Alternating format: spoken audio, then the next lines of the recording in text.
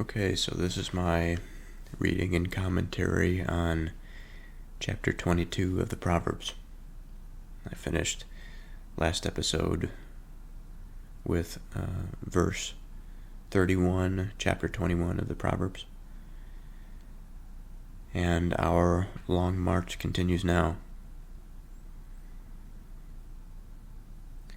Good name is rather to be chosen than great riches, and loving favor rather than silver and gold. So on the surface, this verse seems to be warning us of placing our attention too firmly in material goods. I think there's a lot to be said about great riches. Silver and gold seems to be a little bit more explicit in terms of their material composition. But nonetheless, in order to dive into this comparison and to examine why it might be the case that a good name is rather to be chosen than great riches, or loving favor than silver and gold, we have to really understand what a good name means. We have to understand what a name means.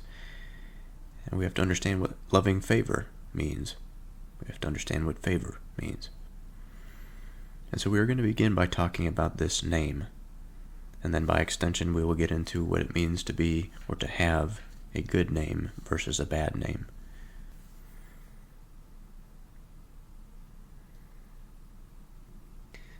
Now, my mind considers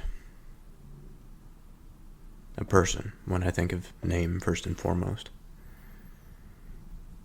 Now, I do not think that it is necessary for, or limited to, perhaps I should say, the word name is not limited to personhood. In common speech, we may ask for the name of something that is not a person, it is not a living thing, it could be an experience. We say, what is the name of that? We can think of a position. We can say, what is the name of that position? We can name all sorts of different things. In Genesis, we have the name of the animals. Of course, this is biological. But everything seemingly has a name. I see in front of me a book. Its name is the Bible. I see in front of me a pen.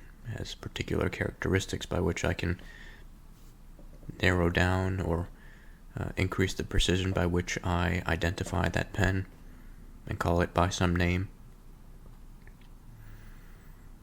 I see in front of me a painting. The painting undoubtedly has a certain name associated with it, though I'm not sure what it is.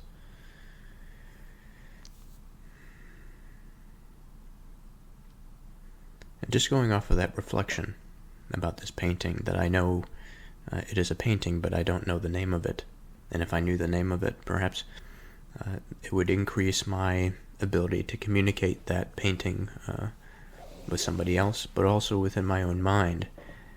When I think of the word painting, or let's say I'm trying to refer to the image in question, or the image of concern, what I would recall is not necessarily the word painting, but I would recall some image to identify that painting, perhaps the painting itself. And that forms a sort of name. It is all internal, but that is the way that I conceptualize it.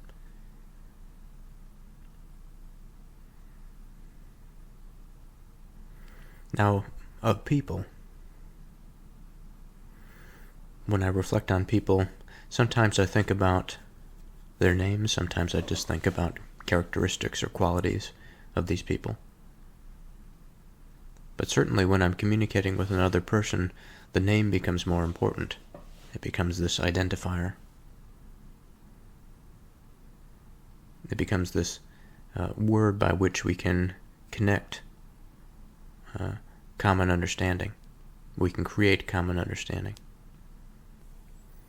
By extension, I think I can say that we create common attention.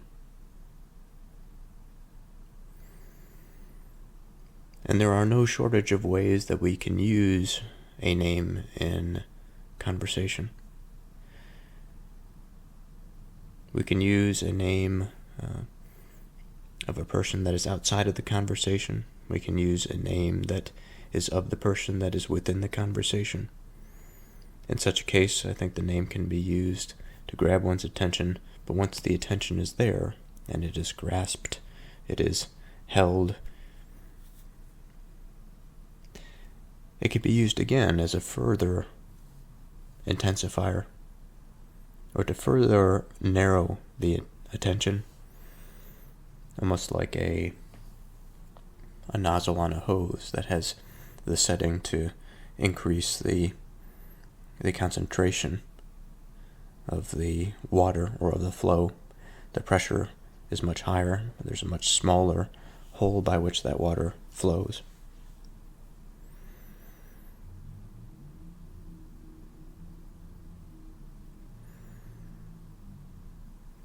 Within a conversation of two people, if a name is used about a party that is outside of that conversation, it is used as an identifier. It is used to bring to mind the qualities, the characteristics of the person that is being identified. And these qualities and characteristics extend far beyond the physical. Although the physical comes to mind, it is also the experiential, it is the behavioral, the psychological that comes to mind. And so one must wonder exactly where all of these usages of a name land. At what unified center can we say that a name is better than great riches? A good name is better than great riches.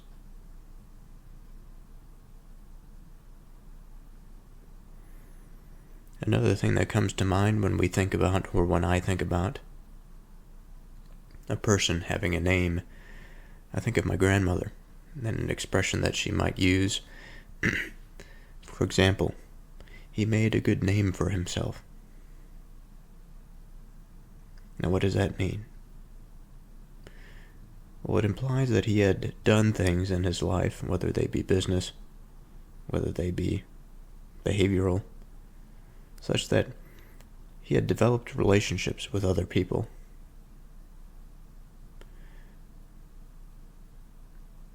He had created institutions or services such that this person is respected, or such that this person became successful.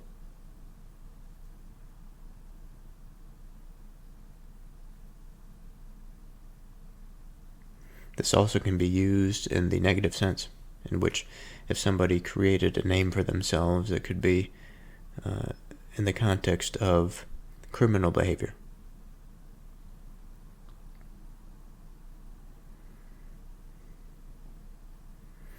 But nonetheless,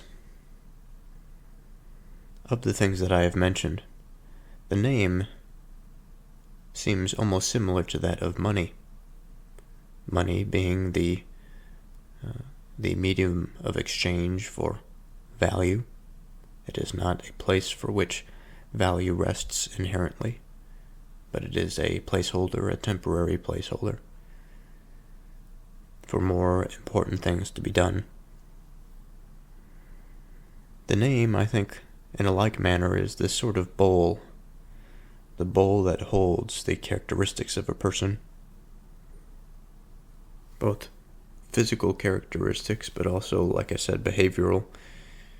We can expand this behavioral to something broader, like spiritual. We can identify the soulful elements of a person.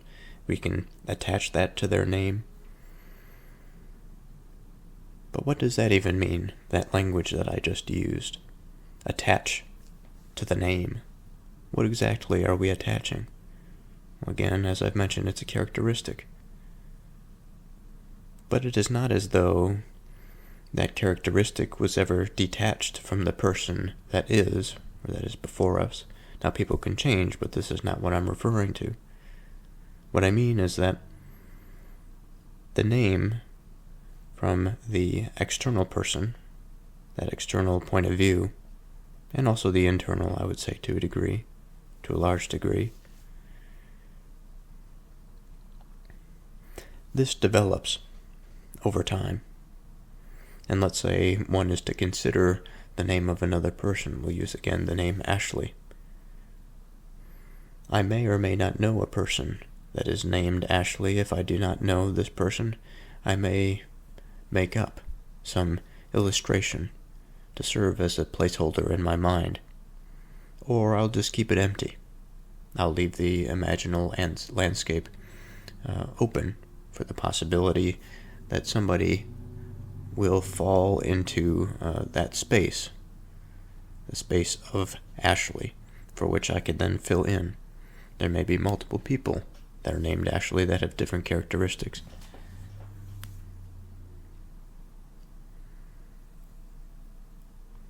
Regardless of this, the word, the name in that sense, both spoken, written, I must conceptualize it as this placeholder. Or we can also conceptualize it as a place of binding. It is a firm stake in the ground. It is a large stone upon which it holds various characteristics. It holds various qualities of a person.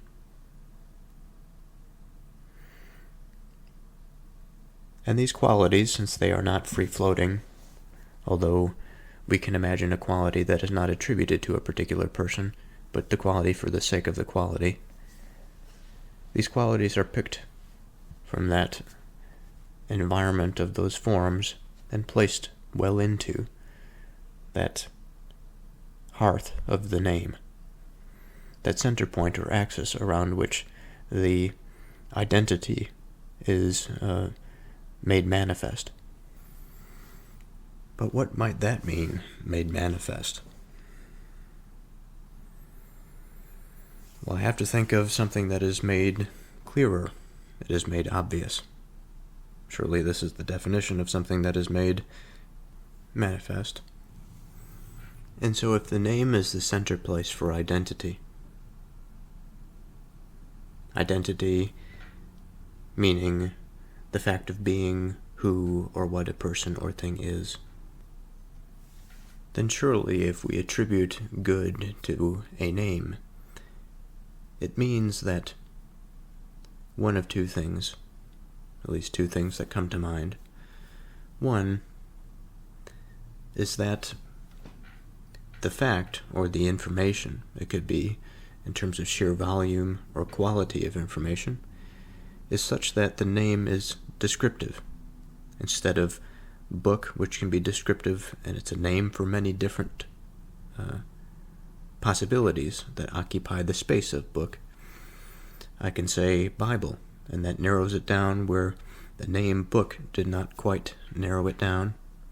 I can say Proverbs, which narrows it down even further. And so in this regard, specification is quite important.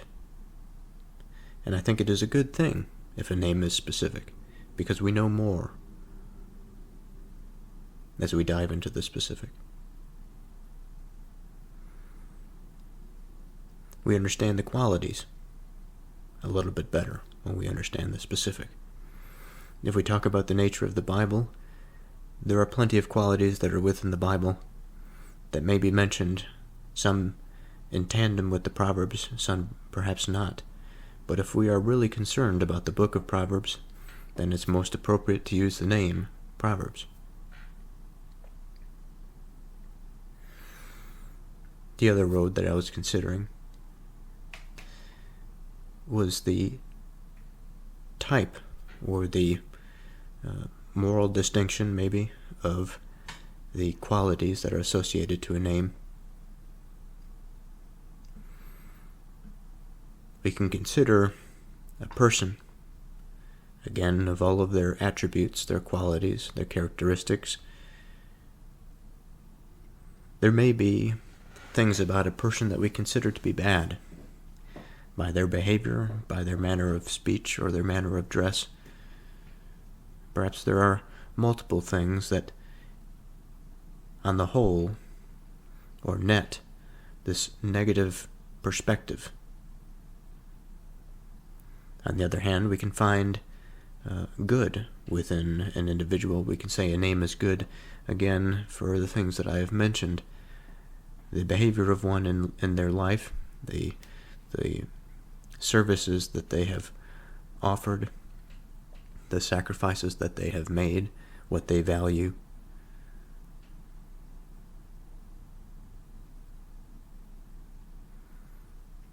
The sooner the mind is to identify that anchor of being with good qualities,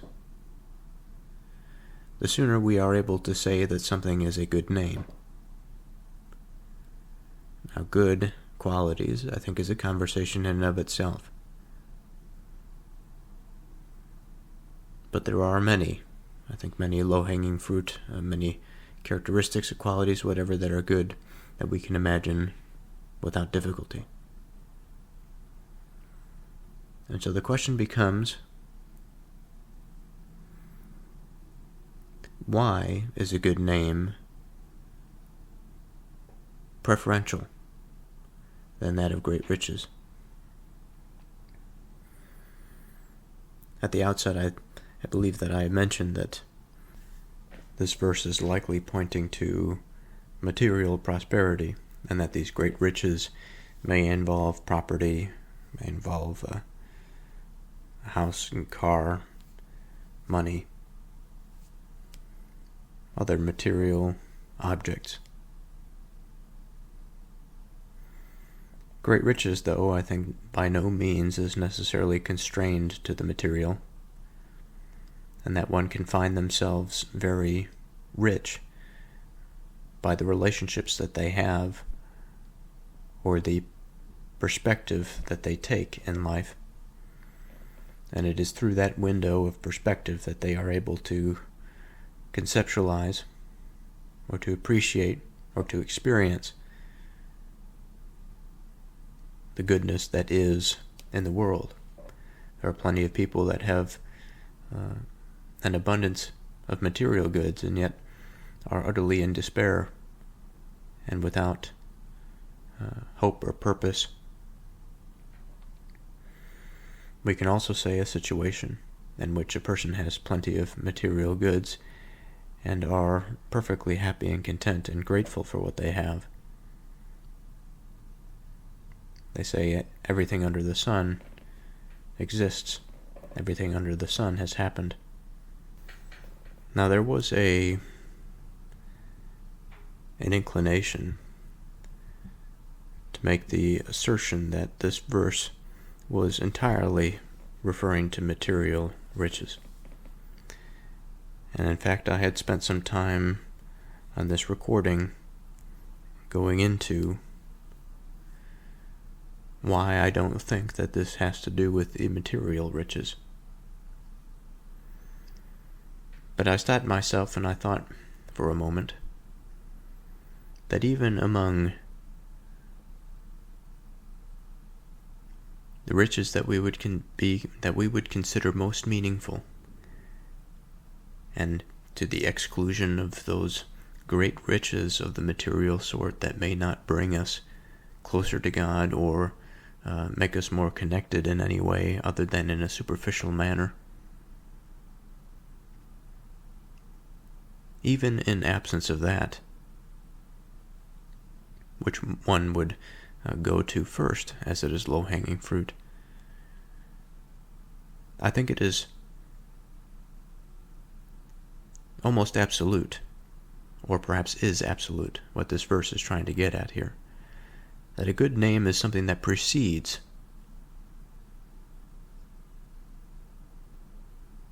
things that are great, or anything that can be considered to be rich.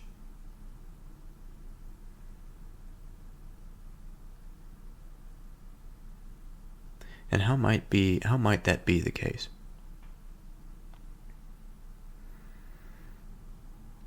Well, in order for something to be valuable, it must be given a name.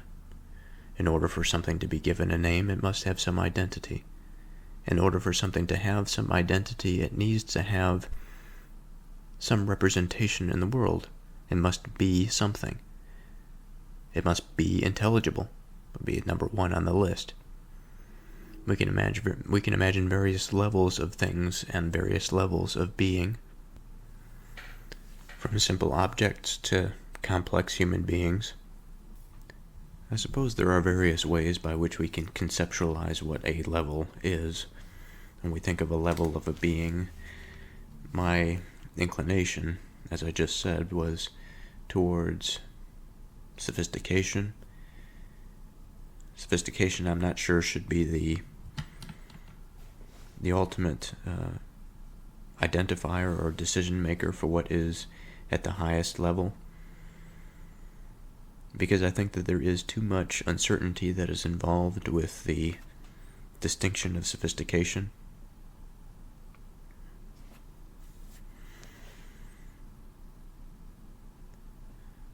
But it's difficult for me to say one way or the other. But if we are, for the moment, in absence of some better definition of a level, and if we take that part of sophistication, by which I mean the difference between a rock and a human being, that there is a greater degree of sophistication in the human being in terms of its existence. The human being's interface with reality, in a physical sense, is quite similar to that of a rock. But the various ways in which the elements are organized and participate to form this nested hierarchy of things to come together to form ultimately one thing is more sophisticated than that of a rock, which is relatively uniform, although it does have this structure of simpler things forming more complex things to form a unity. The human being, again, is just another level, another scale of sophistication. Its unity requires more steps.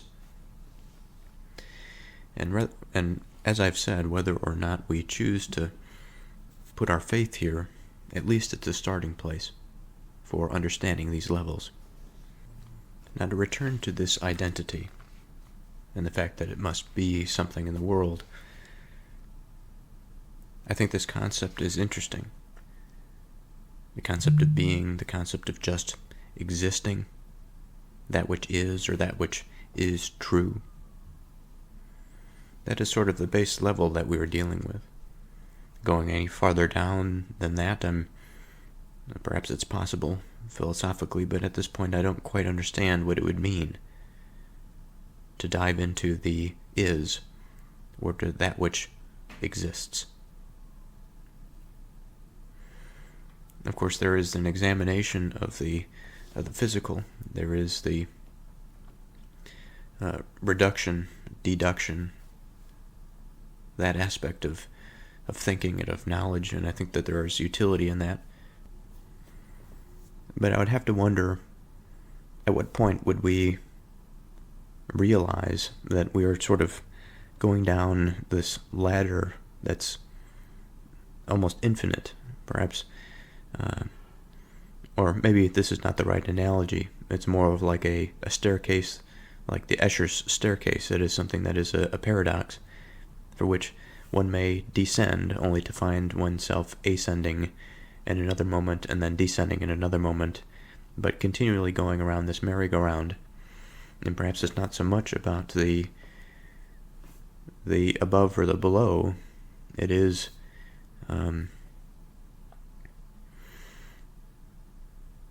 the existence itself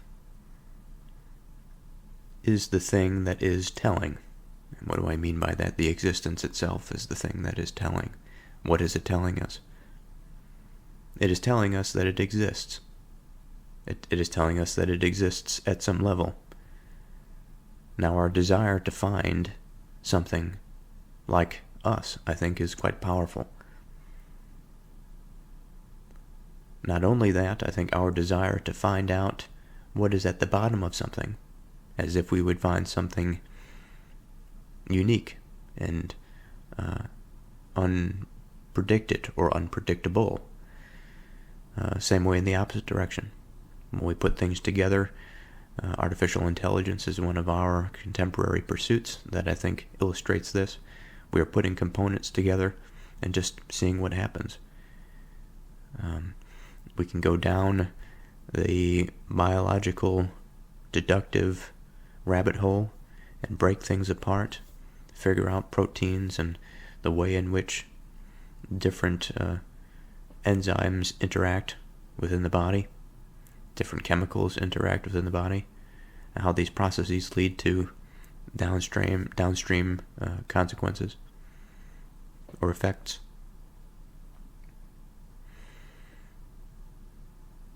Regardless of our desire and our approach to seeing and understanding and of gaining knowledge, the deeper question is, do we ever get to the top or do we ever get to the bottom? And now I've just mentioned of this Escher's staircase, this paradoxical loop that one will find themselves in. And I return again to that question of is, that question of true, that question of existence, of just being. And again, I have to repeat, it would seem to me that just being is the thing that we are looking for. But it's unsatisfying. It's unsatisfying because we are looking for something that we can relate to. We're looking for something that we can call home in a certain sense. Or perhaps this is just my projection.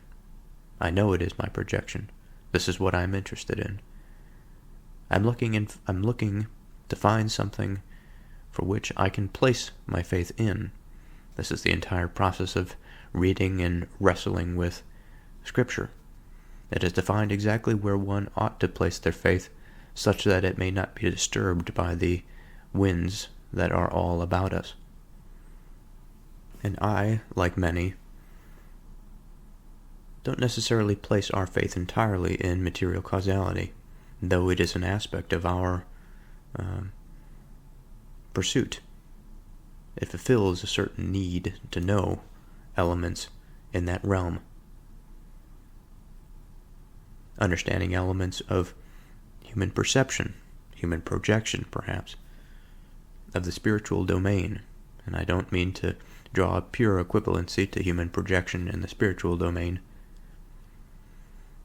But I do mean to say that there is something about the mind and what it can project and what it can see that is quite interesting. Certainly unique in our experience on this planet. There aren't a multitude of different types of beings with a different type of organizational structure that allows us to communicate at the same level. There is all of the aforementioned things, certainly, but at this point we fail to understand how to communicate them in a way that is intelligible, or in a way that we would recognize that is in a manner similar to our own dialogues, or again similar to our own experience.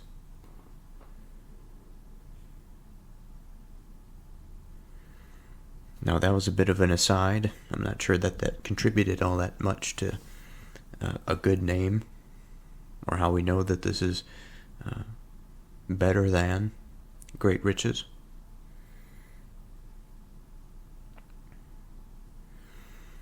But all the same, I suppose there is an aspect that is entirely related, because we are talking about being, we are talking about that which is.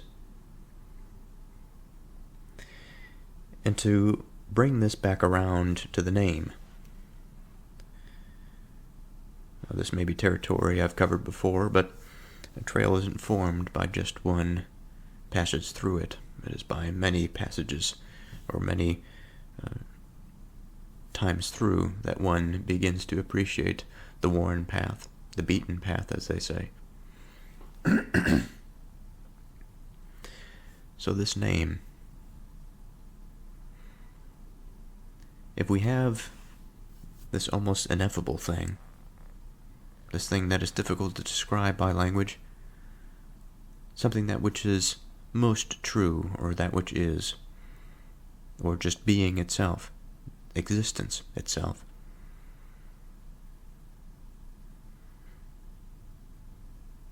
Of the objects that find themselves within that space, the space of existence,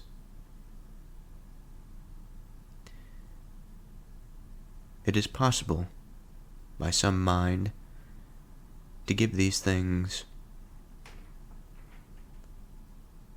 qualities, or to quantify them,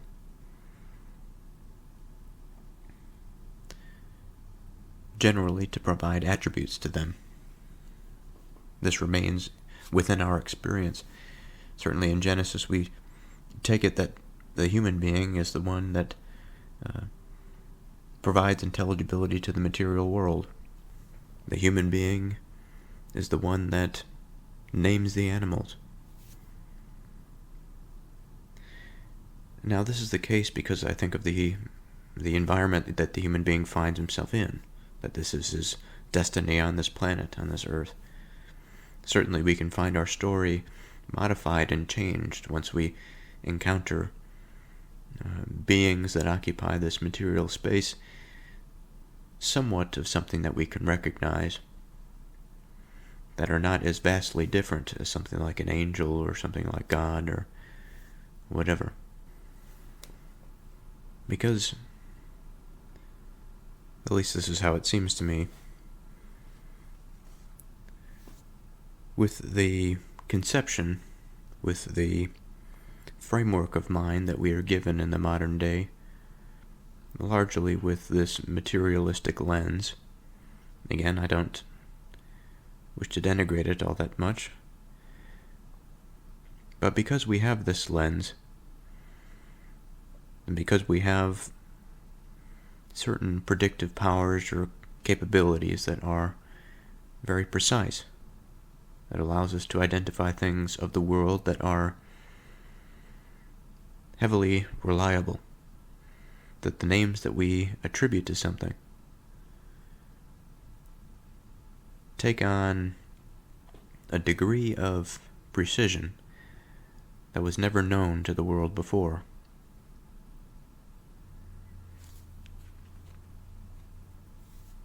But on the other hand,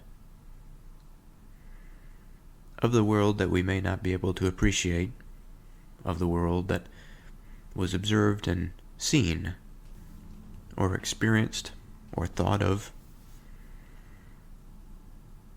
by men of a different age, that have described an ethereal plane. We don't have to talk about dimensions or anything like that. It is the mind. The mind is such an interesting thing. You know, it may understand quite deeply on some level that of what dimensions are physically, but on another level he may not understand at all what dimensions are, but he may still attempt to use the word, to use the name, because what he attributes to it are different qualities, different attributes. And by these different qualities and these different attributes, he comes to form a map in his mind differently. And it makes communication a bit difficult. And I think about this in terms of a physicist versus a layman discussing things like dimensions. But from the layperson's perspective, of which I am, if I were to imagine something of this sort, that a person that has some intuition about a plane or an aspect of reality that is beyond their sight, that is certainly within the understanding of many. Even the layperson understands certain physical phenomena are just beyond their perception.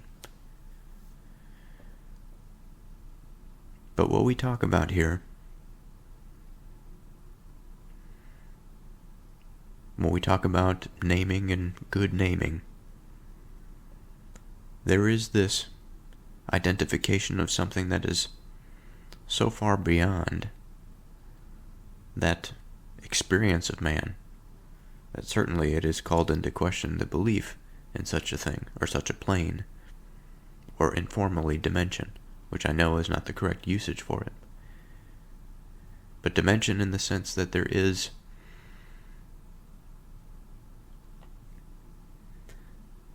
the vastness of reality beyond our perception that causes us to be so small in comparison to it. So small in terms of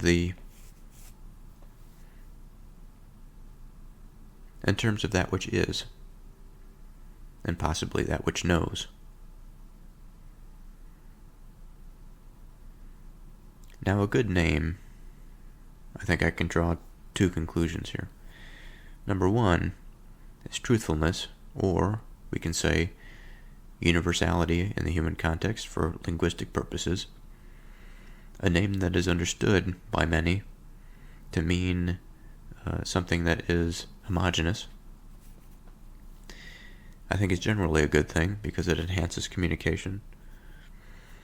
If that is paired with another aspect of the good name, because it is possible that we can have this name that is homogeneous but sort of poorly attributed. And if it's poorly attributed, it really doesn't matter how widely used the name is. It's just sort of a false representation of something. It's just a container that holds very little value. But there is a sense in which this can be a good thing, like I said, to enhance communication. If this is then paired with something else that might be good, for instance, something that is well attributed, something that has qualities and a plethora of qualities, let's say, that produce a degree of sophistication for when we use the word, when we use the name, the precision, the context, the identification, the understanding of that which is almost immediately known. This seems to be a good thing. Now, I think I can make the claim that great riches is not a good name. And by extension, a good name is rather to be chosen. Now, how can I make the assertion? Well, if one is to write great riches on a piece of paper, and then one is to circle it, and then to write their name on a piece of paper, and then circle it.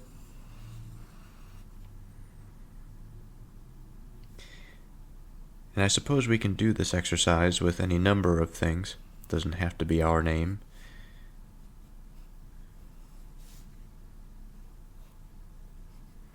But I think it is a useful exercise. Personally, I think it is a useful exercise. Philosophically, an interesting exercise. So why do I think so? And this is an attempt to explain why I think great riches is not a good name. We may say that riches is the name and great riches is not much of a name. But I would disagree, and I think that the name here is great riches, and not just riches. So of great riches, what can we say? Well, there are plenty of things that one can identify that would occupy the space of great riches. We can say that money would be an aspect or an attribute. perhaps quite a large aspect or attribute, since it is great, after all. We could think of property. We can go broad and we can say an abundance of material goods.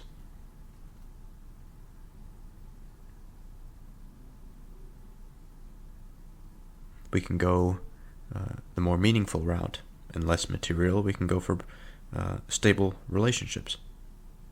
There's a certain richness in a strong relationship, whether it be familial or professional.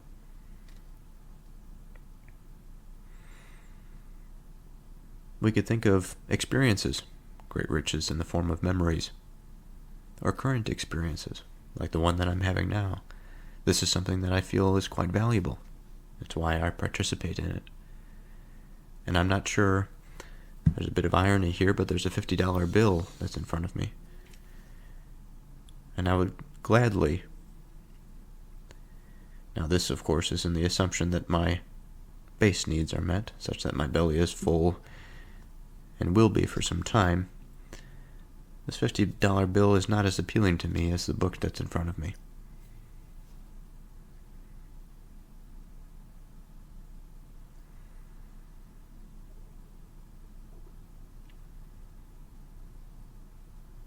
There are plenty of other things that we can say to continue this exercise. We can go for as long as we want, surely.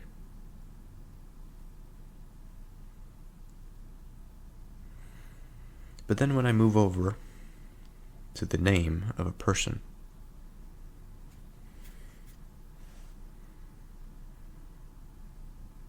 now, this exercise has some issues, because we are claiming that if we write our name on a page, it is a good name. And it's not necessarily guaranteed that our name is a good name, because we may not be a good person. It's a difficult conclusion to come to, and perhaps there's only one judge that can accurately say if we are a good person or not. But mostly everybody, we can find some good attributes to a person. Ultimately, we can end up with these two things, the name and great riches with their various attributes, and weigh them on a scale. And we will come to some conclusion. But first, of the name of a person, I would like to discuss this for a moment. For myself, I will not give necessarily personal characteristics. I don't think that really matters all that much. But what I do think matters is more of the fundamentals of a man, of a person. That is soul. We can write body for our physical characteristics. We can write spirit. We can write heart. We can write will. We can write mind. And surely there are some overlaps there. But these things are a prerequisite to those that I had mentioned for great riches. Now, great riches may have a good name, but when we compare it on the scales of justice, let's say, I think it would be difficult to justify and to say that the name of a person is not better than that of great riches. Now, it could be it could be the situation that the person is in an unfortunate situation, unfortunate state of mind, in which the soul is corrupted, the mind is corrupted, the heart is corrupted, the will is constrained in the negative sense. The body is diseased. But even then, the name of a man, the name of a woman, is afforded the opportunity for growth, for rebirth, development. And it's within this potential, within all of the elements that I had mentioned that go into the name of a human being, that finds a more a closer grounding or linguistic ground or holding place or map for identity. Because it is the very thing, it is the very name that identifies a being that has the capacity to identify other names. And so as far as our experience is concerned, this is where it begins. The naming of ourselves, the naming of that which we place our faith. Surely that's a good name. Surely the practice by which we come to naming that thing is a good name. Better than great riches. And we could say, I suppose, that these things may be attributed to great riches. But the problem is that great riches are so broad that they don't really tie down anything in particular. But the name of a person does tie down something in particular. We can say that we want a good soul, but great riches do not have a soul. It is the wanting and the desire only. The soul is the prerequisite for such things. And so in this manner I will say that a good name is rather to be chosen than great riches. Now what can we say of loving favor rather than silver and gold? At first glance,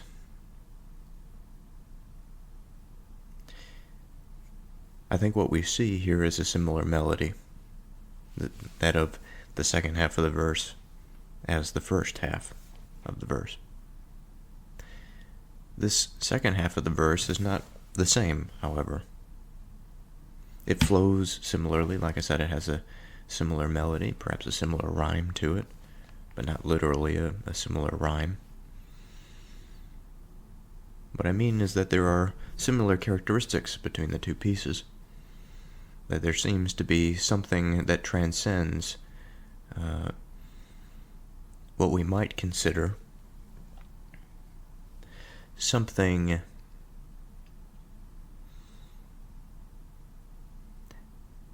that can easily be seen as valuable, but is not the highest value. And because it is not the highest value, we must be careful to choose that which is beneath, because if we choose that which is beneath, we risk certain things, some of which I've mentioned. Now, I wouldn't base all human decisions based on risk. It depends, I suppose, what we mean by risk. But there is this element of scale, that which something is better than another. I think the scales of justice here, the scales of righteousness, perhaps we can say. And in this comparison, there must be some way to determine which is true. Just like on a scale in the material sense, if one thing, one object is heavier than another, there is really no lying, unless the scale itself is tampered with. But there's really no way, and I've used this example before, if a man at the market counterfeited let's say a currency, and the substance that was used to create the currency was lighter than the actual currency, and it was weighed on a scale versus the true currency, the lie would be found out. In this way, it is easy to discern.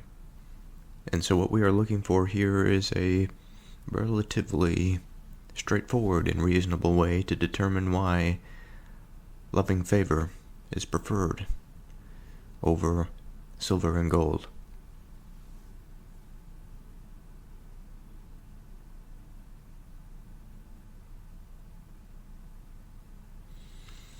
So I think I should start here with the word favor. What possibly can we say that this means? Now, I would like to introduce a bunch of definitions that I'm going to get straight off of Google. Favor, in the first definition, we have approval, support, or liking for someone or something. In the archaic sense, we have a thing such as a badge or knot of ribbons that is given or worn as a mask of liking or support. The second definition, an act of kindness beyond what is due or usual. As a verb, we have to feel or show approval or preference for. To give someone. To accommodate somebody. To treat gently, not putting one's full weight on.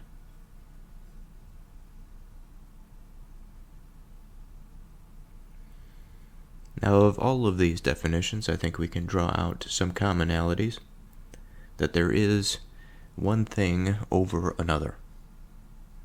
And I know that sounds very basic, but in the simplest sense, in terms of the scale that I had mentioned, we are looking at one thing that is literally, or physically I should say, is physically over another. That the point in the scale that is lower than the other is of a heavier weight. But unlike the physical sense, the physical scale, it is not a matter of one weight being over another or heavier than another in this case, because over wouldn't necessarily, in the physical case of the scale, would not imply that the one that is physically over the other, in terms of height, is the heavier one. It is the one that is below that is heavier. But the weight of the one is over the weight of the other. Now, we can imagine extending this scale out farther, and that it measures something, it measures things, it measures phenomena or experiences or aspects of being that are not primarily material, though I suppose they can be, material that have particular relationships, particular attachments.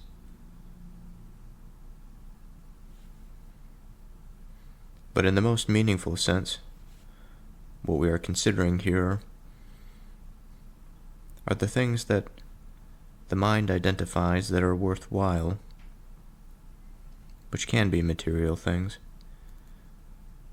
But we are, again, imagining a scale, and there is no escaping the scale that tells us what is truly worthwhile.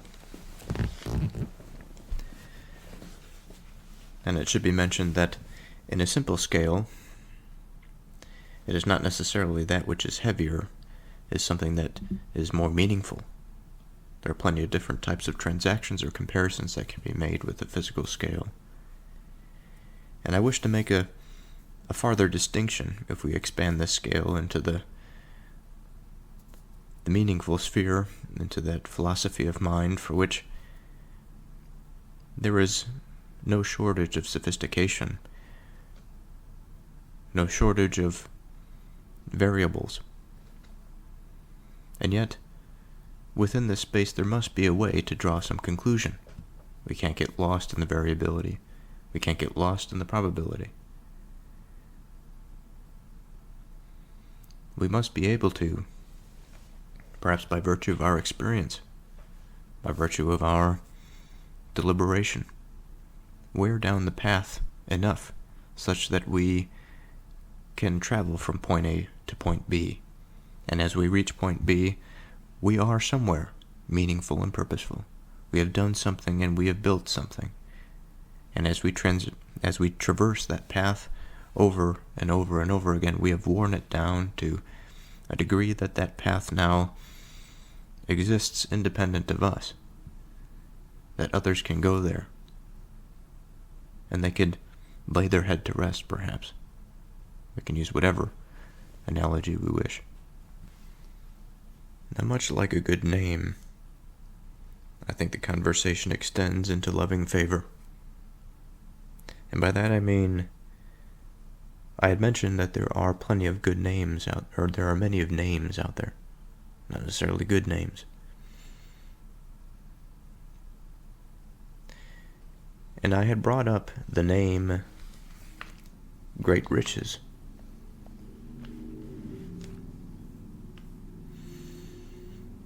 And Great Riches itself is not necessarily a good name, partially because of its broad nature. But there are plenty of things that are broad, that are wide. There are plenty of things that are broad that I think necessarily encompass specific things. They're necessarily attached to quite intricate and detailed things. We are, in a certain sense, a broad representation of the experience of complex, interrelated interactions between living things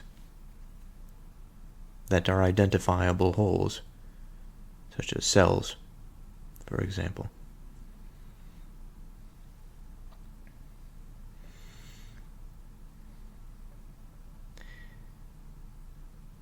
Now, I said perhaps that Great Riches is not a good name because of its broad nature. That may not be true after what I've just said. However, I will say that in remembrance of where I was just going, that Great Riches doesn't necessarily imply or have the same weight as the self does, because there is no complexity there. There is nothing that ties the Great Riches to anything. But once we add good or goodness into it, we begin to search for that light upon which Great Riches may be connected to, that gives a point for things that are valuable. Now, this is an exercise that I've already discussed, and we don't have to go here specifically again. But the reason I bring that up is because we are about to enter into it again. Necessarily. Maybe a little bit different because the verse is using different words. The second half, rather, I should say, is using different words. But again, this pattern has repeated. And so now that we have some distinction about favor,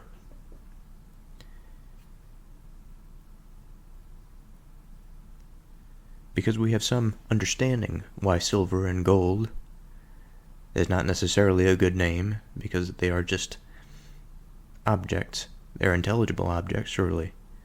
But to the human being, they are just objects, until he places within those objects some meaning.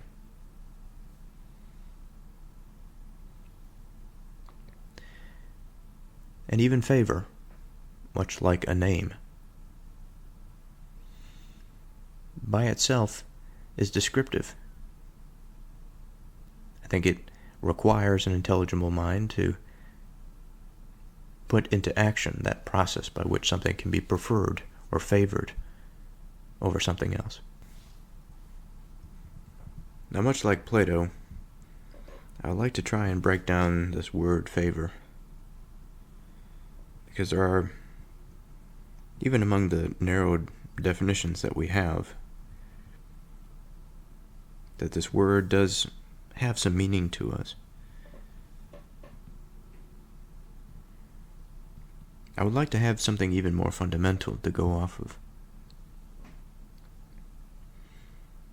Now, what are the components of this word that make its meaning? And again, much like Plato, I think that there's limitations to how far we can go. Because we can't just take the letters of the word and find individual components of the meaning that are in the letter. Or perhaps we can. I'm not a linguist. But there's a lot that goes into language. Certainly much we've forgotten. Of expression.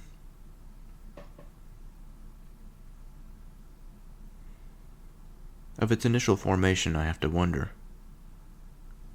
How much feelings, how many feelings, how much meaning was wound up within the melody of speech itself before written language. Perhaps this is inconsequential now. Perhaps we have done things so long a certain way that the former bonds have been broken. It's almost impossible to say. But regardless, what we still have are the origins of words as they have evolved from the early European languages, from Latin, from Greek.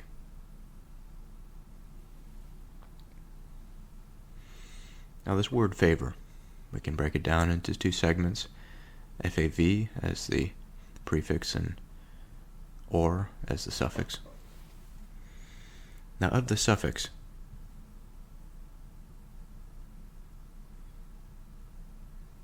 I am educated here by my reference that or can mean several different things depending on the context.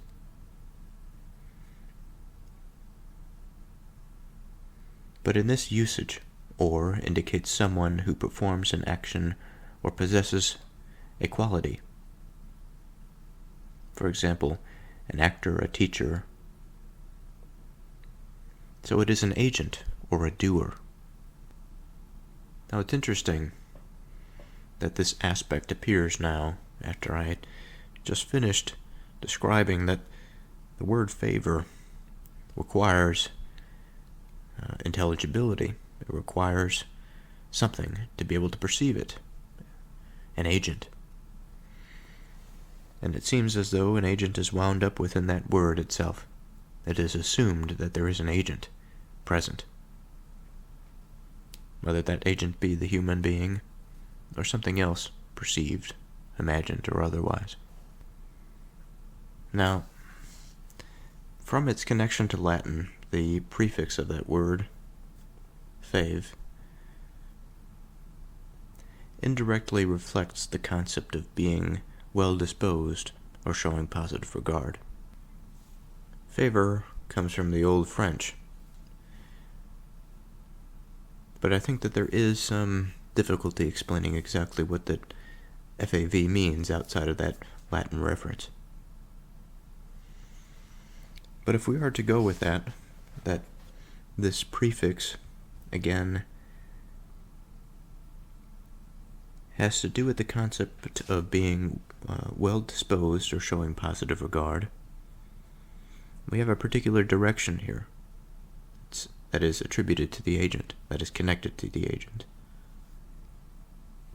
That this agent is disposed, that he is inclined towards something. He is willing. And the fact that he is well disposed. Again, this is a concept that we are trying to get at. This what makes something over another. In this more expansive, divine sense. Of regard, the words that come to mind are attention, to consider, to think, to view, to look on, to see.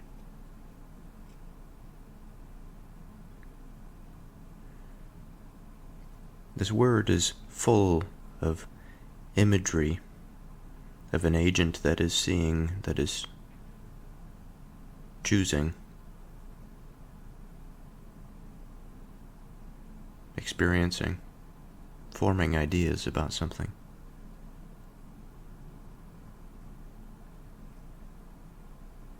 And the direction is somewhat certain that it is positive.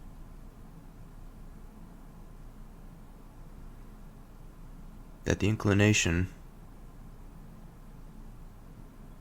that what truly decides upon that scale what means more, what is heavier,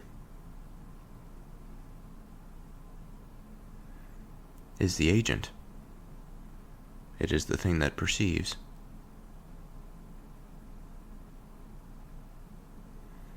Now the second part of that equation is loving.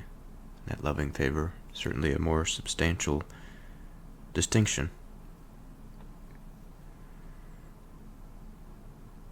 But unlike name in and of itself, I think favor is a step forward in a certain sense because it is positive.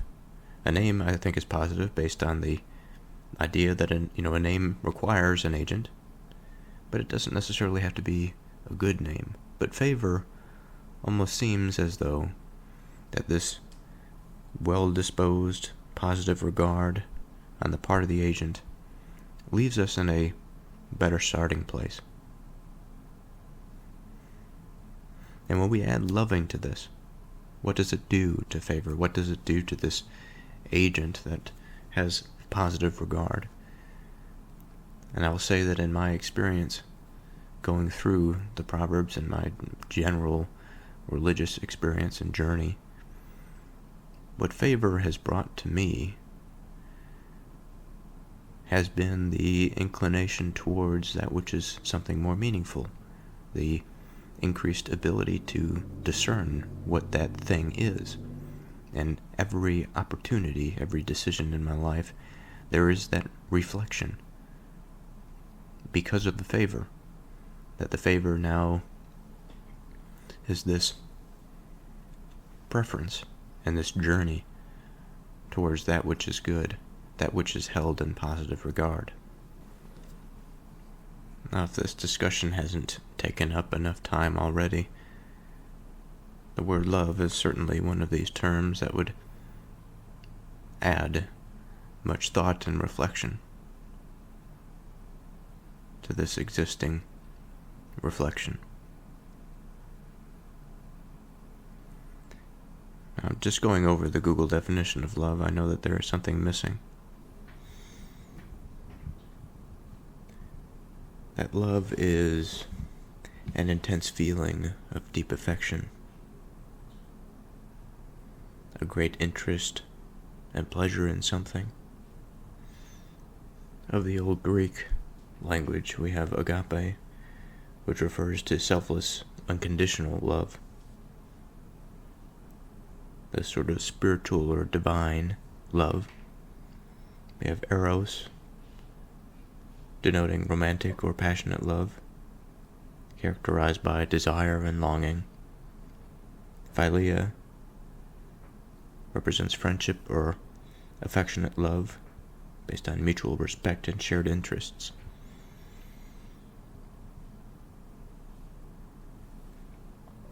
Now the word amor, the Latin, a word used to denote love, that word itself, having Proto-Indo-European, the word am, meaning to take hold of or to grasp, and the suffix of that word is or, which again means an agent or doer, and so we have, in the literal sense of the word amor, to take hold of or to grasp the agent or doer.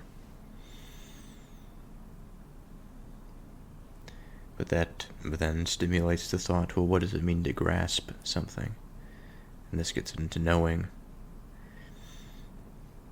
And so I think what we have here is a picture that begins to form of what love is, or what the conception of it is. And love is no small thing, and I don't pretend to explore it in its entirety here, because in some sense we use the word love as an equivalent for the word God, that God is love. In this sort of exploration, this is a lifetime pursuit to determine exactly what that is. But to chip away at it here, we have desire, we have feelings, we have the agent, we have understanding, knowing, or grasping, in some sense the word love is difficult to define because it is something that is experienced. As the definitions say, I do think that there is a large component that is wound up in feelings. It is not something that you sort of arrive to. It is something, like I said, that is ongoing, experiential, unfolding, a bit of a dynamic thing. And certainly it makes sense to me that the Greeks had these conceptions of the different types of love. Loving favor rather than silver and gold. So we have our base definition for love, however simplistic it may be, and we have our favor. And so when we put these things together, what name do we have? What are we trying to identify with this name?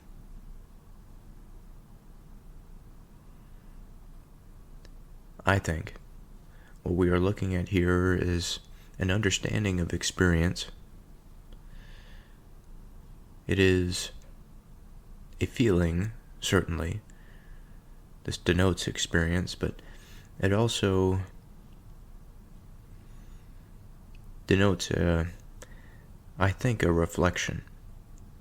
There is direction to this loving favor again. There implies some direction.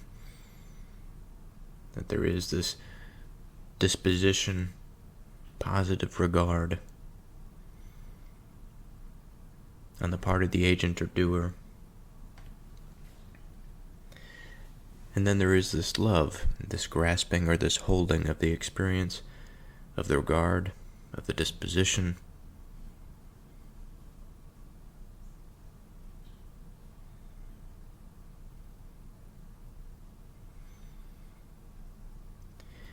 And if we were to contrast that from the material, from gold or silver, or even the material of that which we provide or transmit value to, something that we can use for other purposes, why would we say loving favor over that material substance by which we can afford different experiences? I think much like a good name, where we have a good name like the name of a person, is more fundamental to the identity of the individual versus great riches, which is, again, broad. It is something that proceeds, comes after the good name or the name of the individual. The self-identity is first. What the self does with that identity is second. Again, in the like manner, loving favor, the direction and the experience, the holding, the understanding of what they do with their lives, comes first before the understanding and accumulation of gold and silver. Now, if there isn't a sufficient reflection or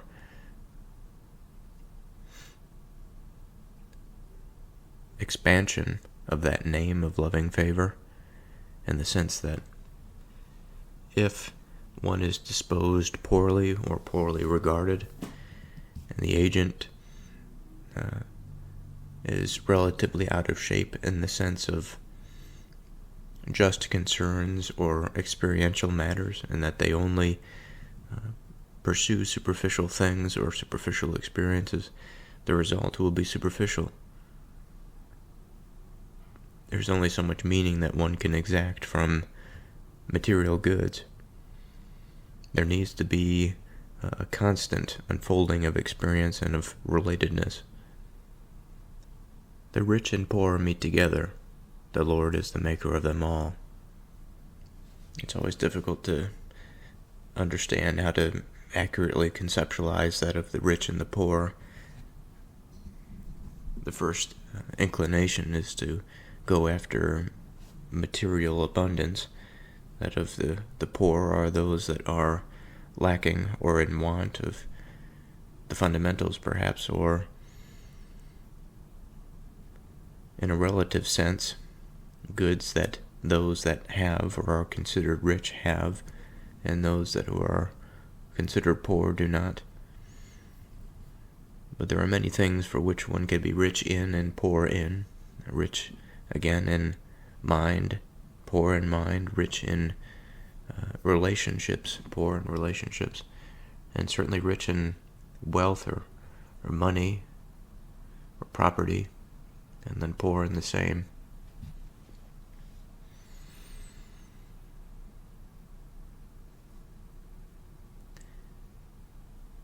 The question is, well, in what sense are they meeting together? Well, they meet together in life. They are all a part of the human experience. The Lord is the maker of them all.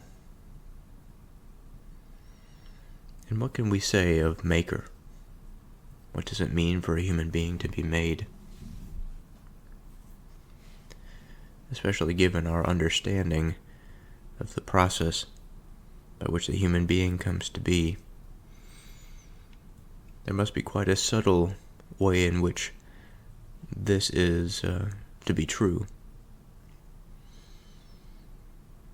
For man,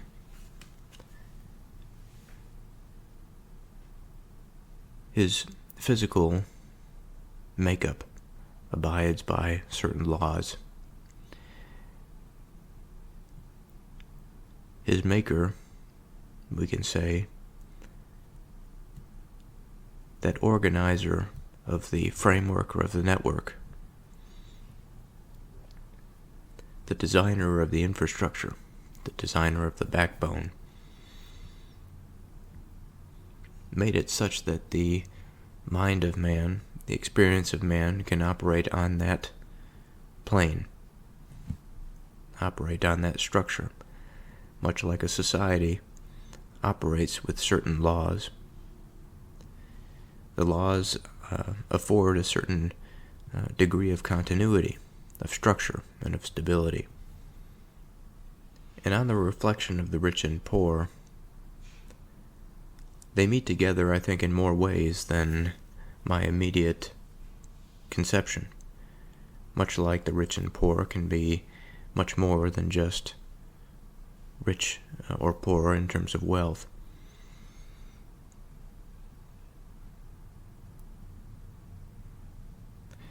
The meeting, I think, involves this experience of man, but it is on this plane of experience, the plane on top of which we are afforded the ability to experience. And the fact that there is this conception of a maker, although it may not necessarily be so, or a prerequisite for there to be some cartoon version of the hand of the maker that comes in upon conception to cause man to be, but rather the maker, by extension of his position and authority, extends throughout all experience. For the very world, the very landscape in which the conscious entities or the emergent bodies, whatever we wish to imagine upon this substrate, is designed and written by that thing. Now, the words here don't quite make much sense to me when I say designed and written, because the process by which this occurs is, even my heart tells me that it is much more sophisticated, and that my conception of it is insufficient. The rich and poor meet together. I think of them meeting together on some plane, as I mentioned, of experience, in which the rich and poor distinction doesn't really matter all that much. But what really matters is that they are made by the same source. Or rather, they are allowed to be, or that their experience is such that or can be drawn back to some central point that is one and the same. And because it is one and the same, it affords a certain ought. There's a certain respect for, to the degree that we can attribute will or agency to these beings that extend off of that intelligible framework. These beings come from the same seed, we can say. And as they are from this seed, there is no necessary degradation that can be placed based on the superficial and artificial distinction of rich and poor, although the mechanisms by which they come to be that way may be called into question. But of the fundament and of the truly meaningful, the fact that they are experiential and operators on the on the framework of the network, that is enough for the mind of man and his sense of justice to move beyond the distinction of rich and poor, to find a unification that is greater in one.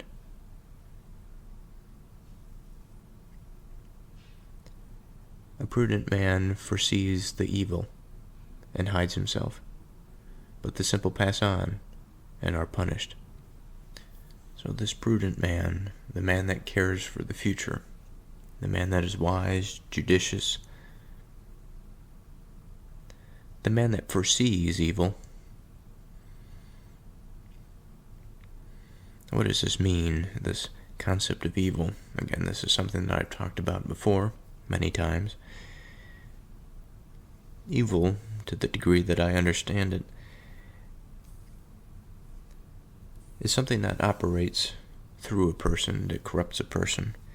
It is something of an influence that chooses to live or to claim to live at the periphery. Its desire is to move others to the periphery. Its deception perhaps wishes to be under the light, but within the shadow that that light casts. And by its temptation, it wishes to move others into subjection. It wishes to claim their agency for its own. In the extremes, it is something that wishes for existence itself to be destroyed. It wishes to peripheralize everything into complete darkness. And the irony is that it must capitalize on that infrastructure that I had mentioned, the intelligible infrastructure, such that it can move and such that it can be. A silly thing, really, a corrupt thing, an improper thing. But it is subtle nonetheless, and as thoughtful as we are as people, I think it is very difficult to see, and it does require a prudent man to foresee it.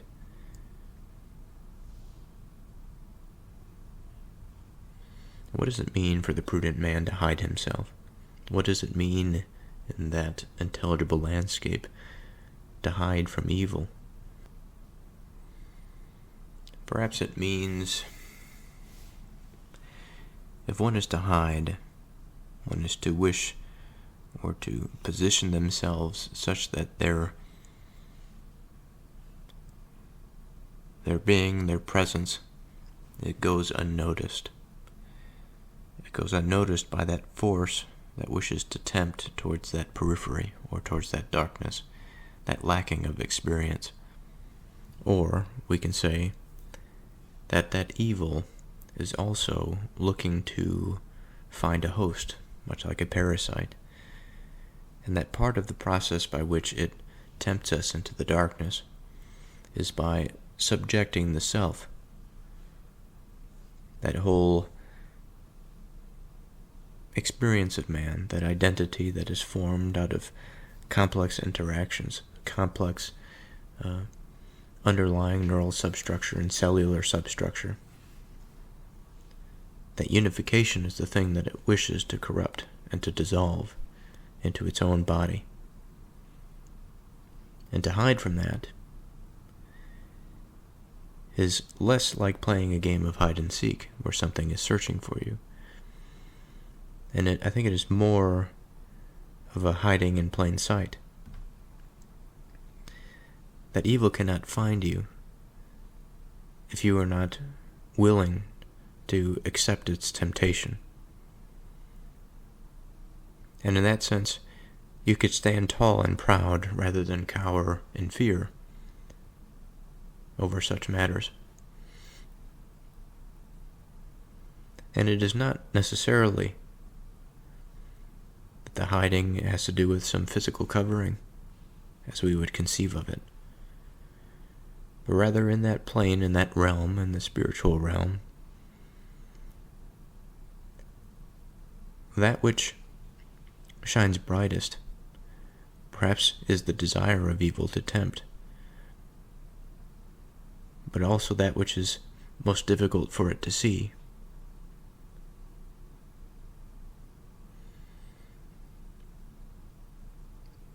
Now this makes sense to me to some degree, and I will keep going with this framework until I find something that is more sophisticated, but for now I think it will do. But the simple pass on and are punished. Now what I find interesting here is that the simple, well, first of all, the simple, because it's not necessarily the imprudent, it is of the person that does not possess the characteristics or qualities or presence of mind that is sufficient to prevent against that evil infiltration, that parasitic infiltration. And I think that simple doesn't necessarily imply that they are wicked, but it just means that the simple is of, again, the experience of mind that is inattentive.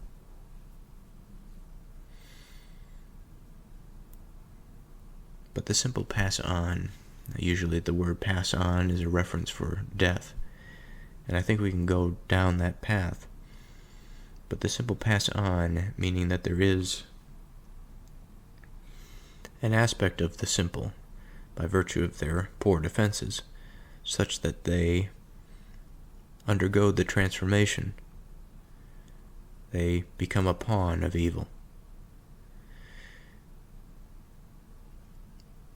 And the pawns of evil, I think the situation that we are dealing with in the United States with street gangs, and how these are always, or most often, young people in their early 20s or even early 30s, that have not had the presence of mind or the fortitude of self-reflection to consider their behavior in the broader context of things. And in the way that as they grow into a being that is capable of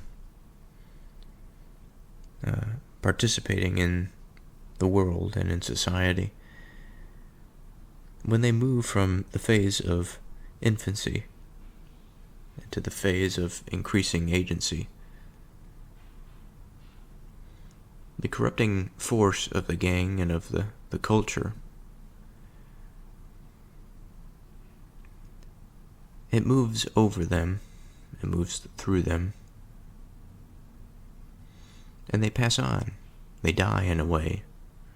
There's a sort of death, I suppose, between every state of infancy and a state of adulthood.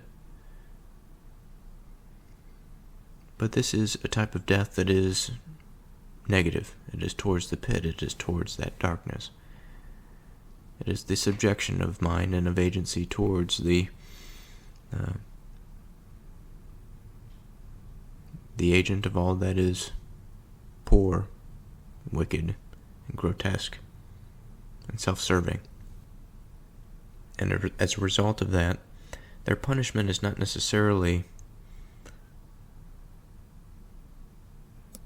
now I want to say it's not necessarily a fault of their own, and it's an interesting thing to say, or it's an interesting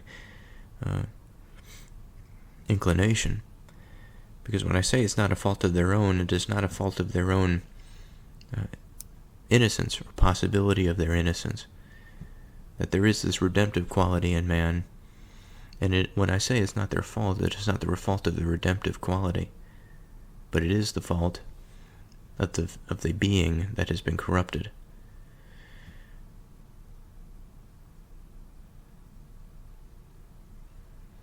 And because it is the fault of the being that is corrupted, they are punished.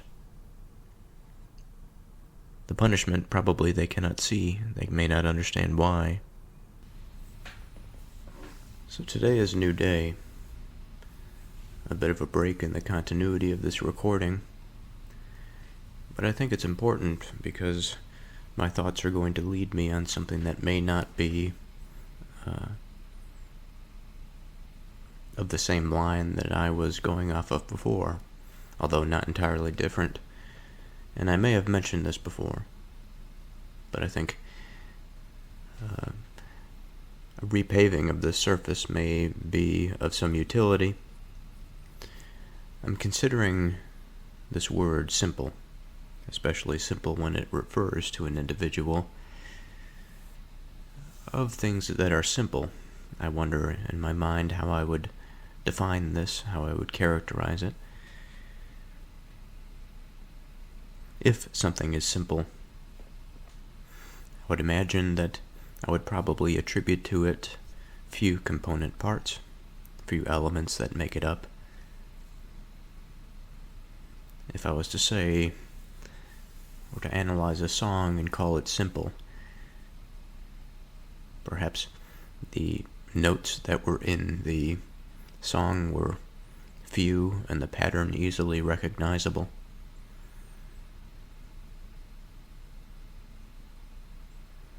If I was to say that a book or a narrative was simple, I may say that the character development was superficial.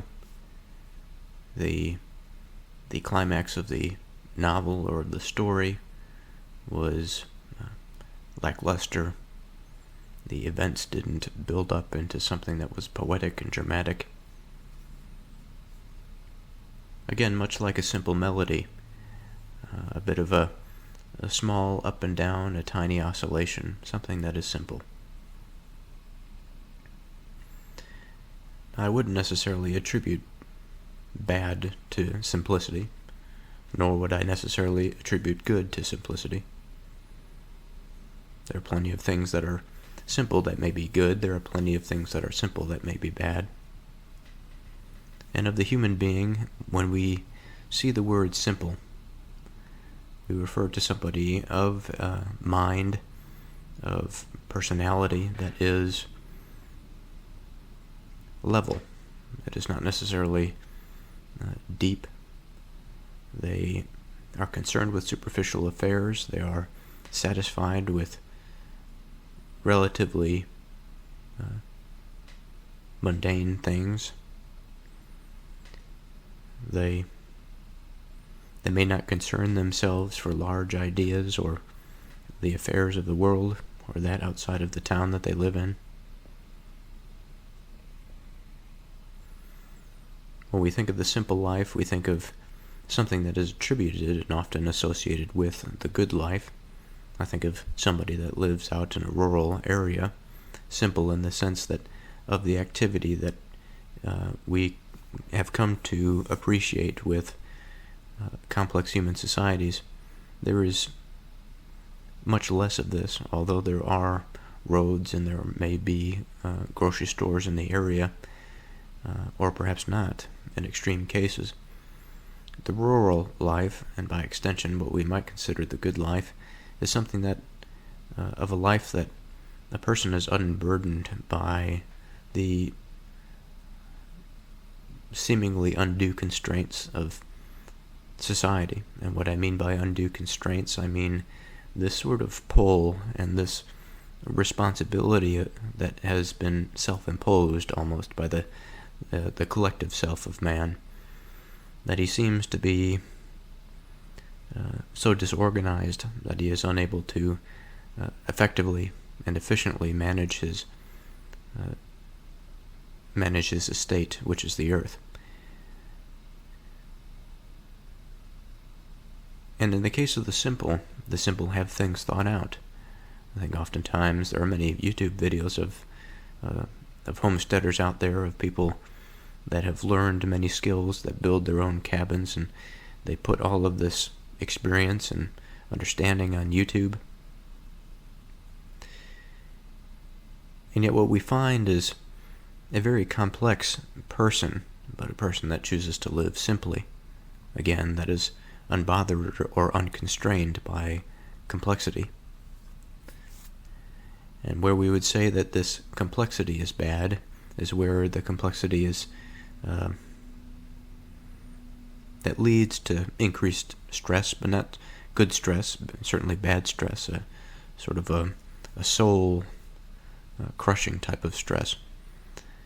Whereas in the simple life, this good simplicity, although there may be complex things around, like nature and all of this sort of thing, the superficial complexities that pull the soul away from the divine are absent, or relatively absent. But the thing is, the constraints of man are not the only constraints by which he finds himself subject. And there are forces outside of himself. Whether or not we consider them to be supernatural, I don't think matter all that much. These constraints that are placed on him, that extend beyond culture,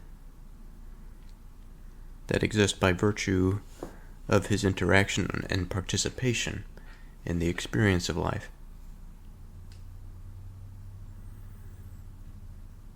If he is to be simple in a manner that disregards some of the more necessary constraints by which his simplicity disallows him, or his perception is such that he misses the signs. If he is to miss these signs, and the signs pass on, the simple, in a sense, pass on. They pass by the sign, as either they move or the sign moves.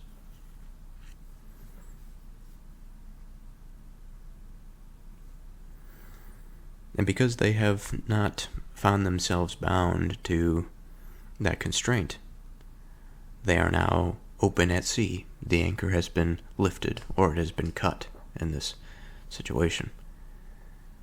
And they are free-floating, subject to the tyranny of the ocean.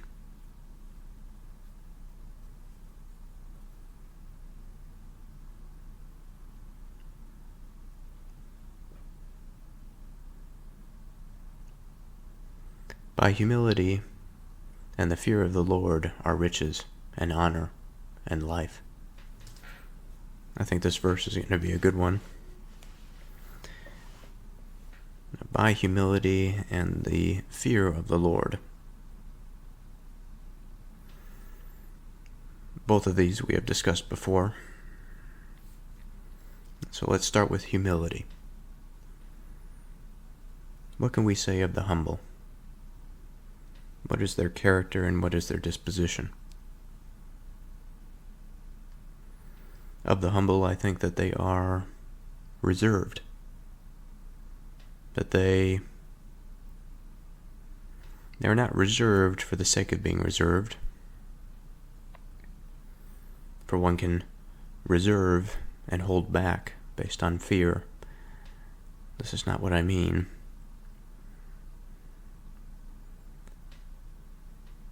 But there is another sense in which it is fear, because it is fear of the Lord. And it depends exactly what they fear, I think. For if the reserved person, and this is not the only quality of the humble, but this is where I am beginning, if the reserved person is to fear something that is beneath God, they are placing the divinity within that which is below God. And I think that humility, in this sense, exists because of man's relationship, or possible relationship, to the divine. If we were to consider man as humble, and yet he feared something that was beneath the divine logos, or that ultimate, his fear would place him in a state of subjection to something that is inferior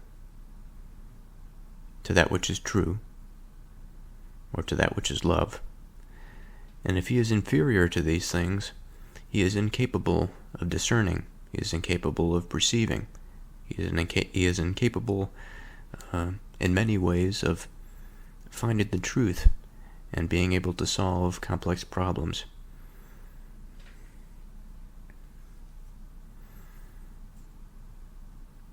And in this way, we cannot say that if humility is to be tied to reservation in any way, this cannot be it. It is only reservation if it is tied to subjection to the ultimate.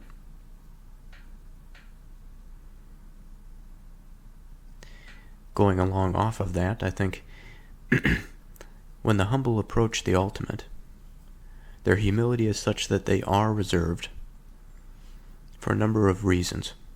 They are reserved, I think, for the fear of violating a law by which they have committed and have faith exists and ought not to be broken, otherwise they know punishment to exist.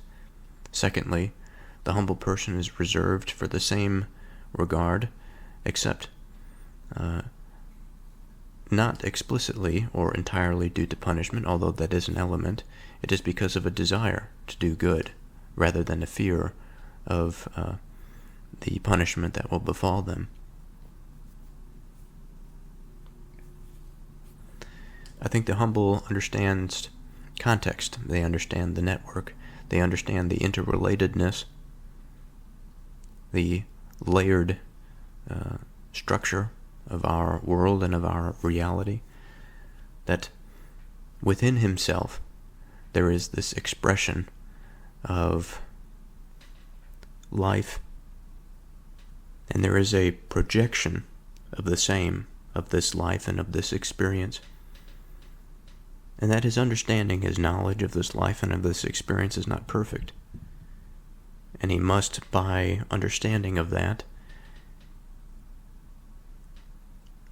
take it with a degree of discernment, as I've said.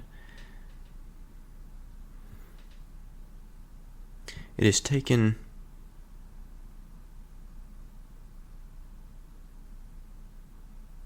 in such a way that he understands that there is more, and that of that moreness he is not the sole arbiter, he is not the holder of all that is more.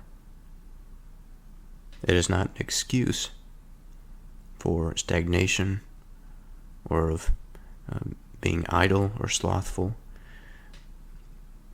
but he has that reservation within himself not to put forth aspects of himself that cause disruption, express a large degree of self-indulgence.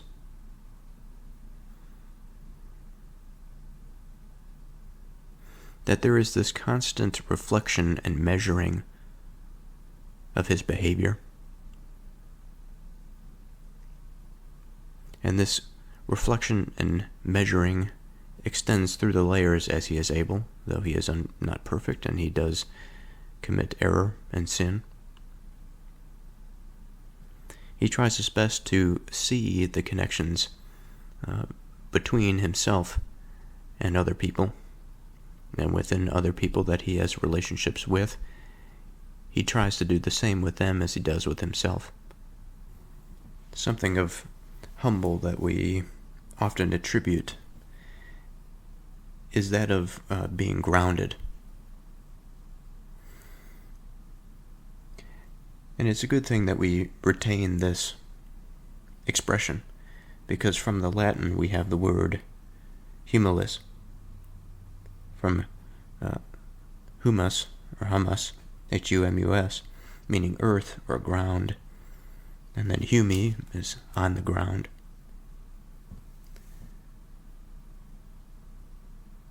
Now, humilis is from humus, the humus. Now, this humilis is from the French, meaning low, sight, humble. Now, humble doesn't mean anything here in this context, because we are talking about its components, not the whole of it.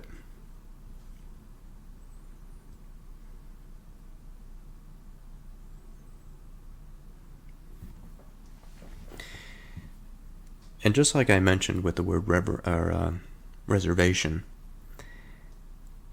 it's not entirely a positive thing unless it is tied to something. And it does matter what it is tied to. It is not just that it is tied to any old thing. And much like the elements of the word humble, that of low, that of earth, or on the ground, these sorts of things can be tied to things that are quite negative, and that we would not consider them to be a virtue. I think the previous verse does well to remind us of that. That reflection of the simple comes to mind. However, our modern conception, the word that or the virtue that humility came out of,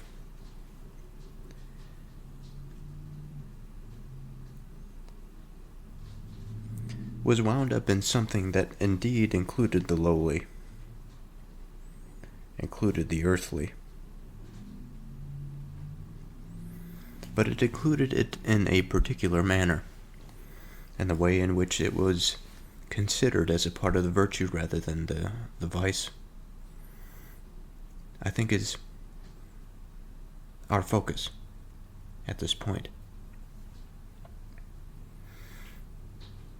In what way does something that is low, something that is earthly, something that is grounded, we could say, in what way do we consider this to be a good thing?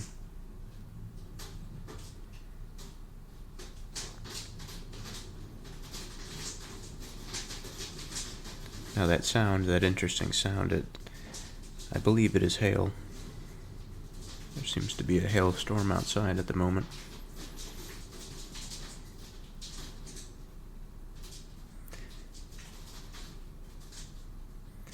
This lowly, keeping oneself low.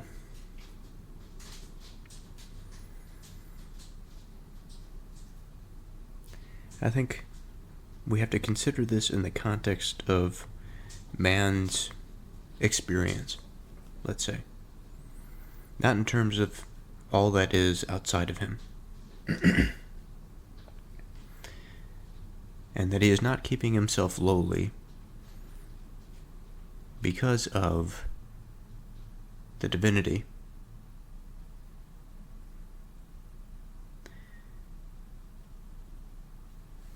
But I suppose that may not be entirely correct. What I wish to say is that there is, as we consider low and high, these terms have some particular weight in the conscious sphere or of the narrative landscape. Of low and of high, we think of different things, different characteristics. Often, in terms of the spiritual, we have low in terms of the moral rightness, or high in terms of this moral rightness or goodness. Here, I don't think we are talking about that sort of thing. There are all sorts of different types and ways in which one could be low or to the ground or grounded. In this sense, low means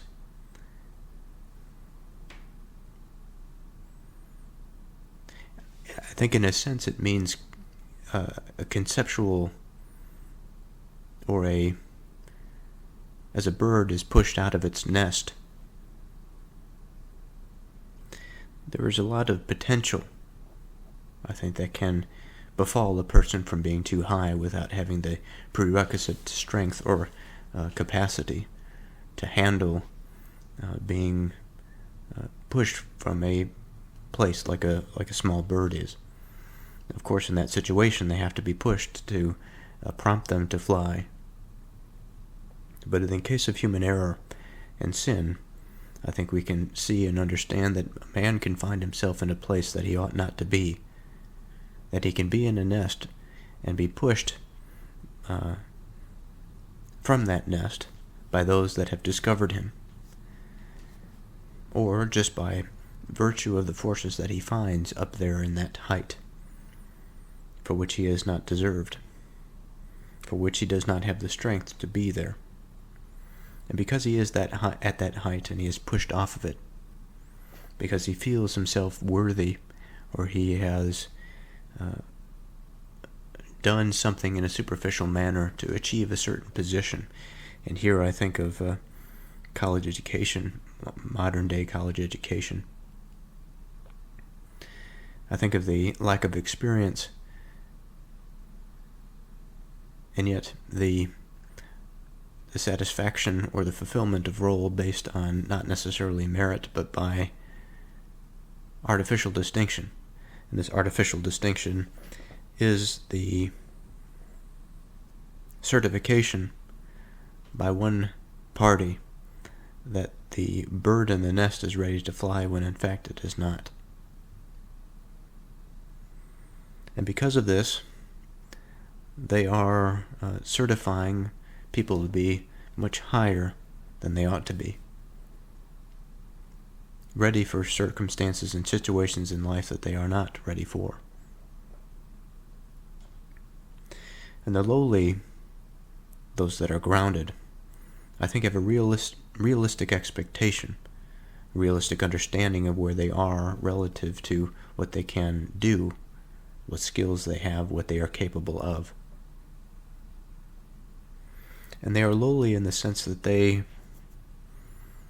apply their skills judiciously. They apply their skills in a manner that is appropriate for their true skill set. But also I think that there is a degree of reservation,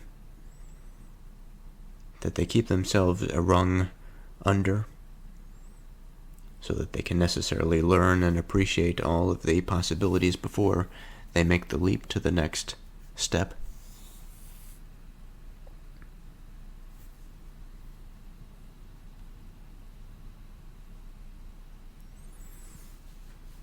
Humility has the connotation, the association to modesty,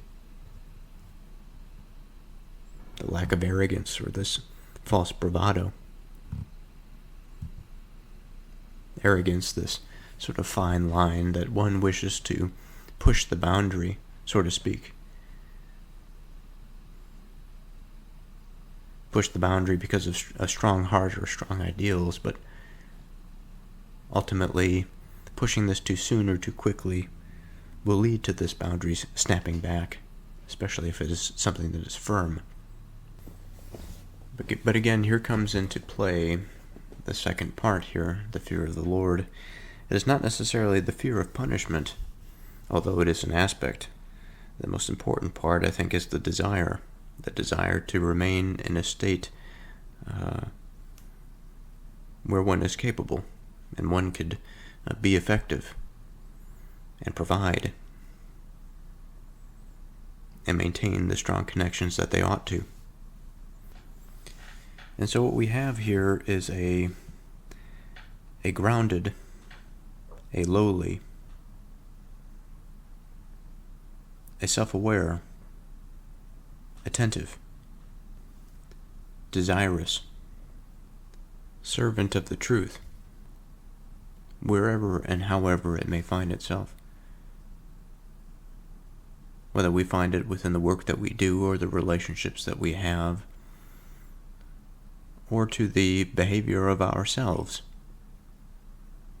This humility and the fear of the Lord extends through and beyond everything.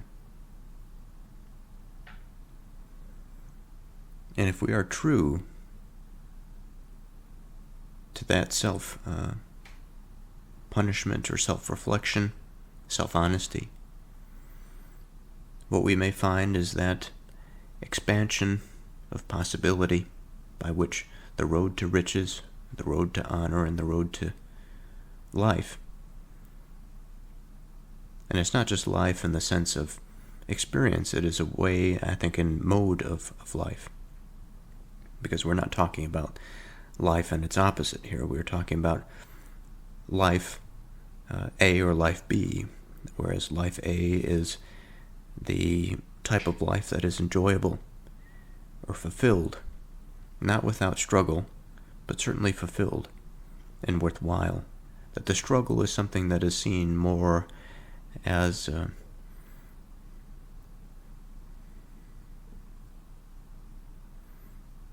a load that feels good, not as a burden, but rather that it is something as a duty or a responsibility that one happily carries out for the good of himself and the good of others. That the feelings that are associated with life are not melancholic, but rather joyous, glorious. And within this honor, there is this respect for self. There is respect by others for the individual, for the self. And these riches, these material goods, are almost secondary, but they come because the person is capable. The person can provide, the person can and understands how to get things done and how to do things.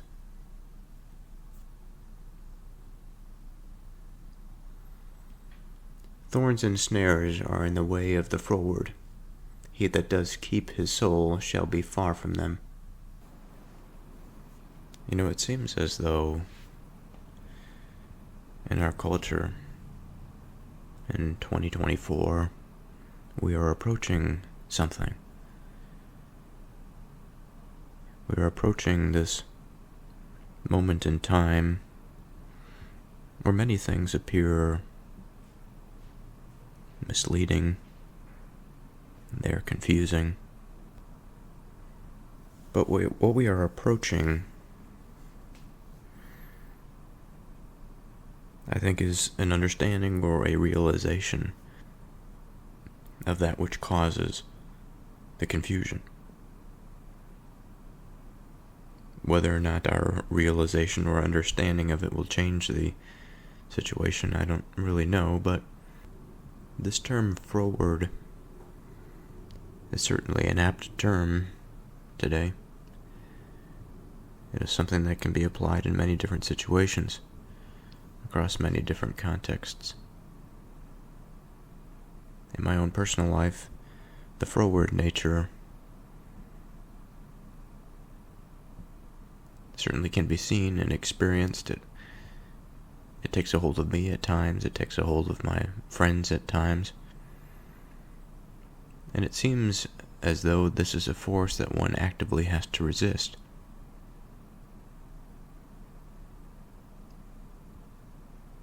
It seems that it is a way of being.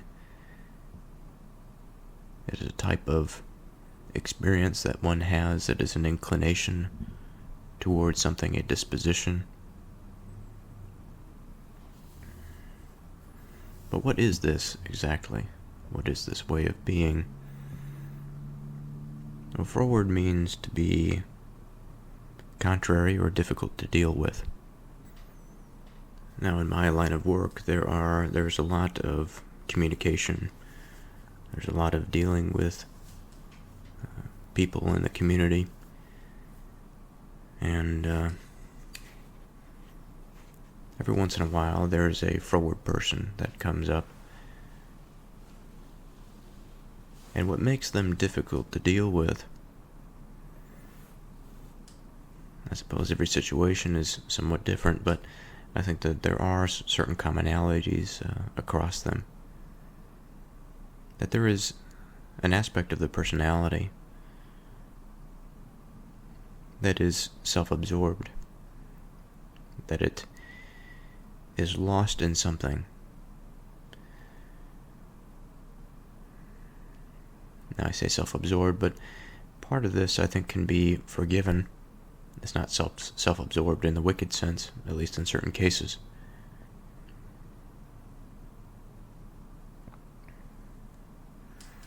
What I mean more so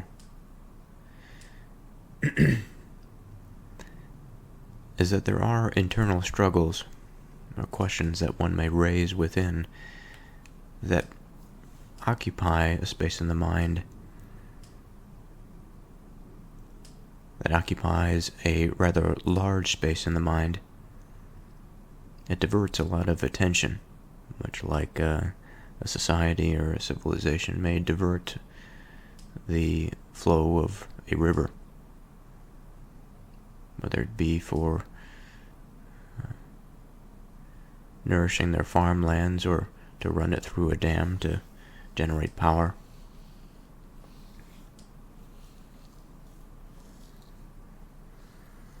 This attention flows into that insecurity or that question.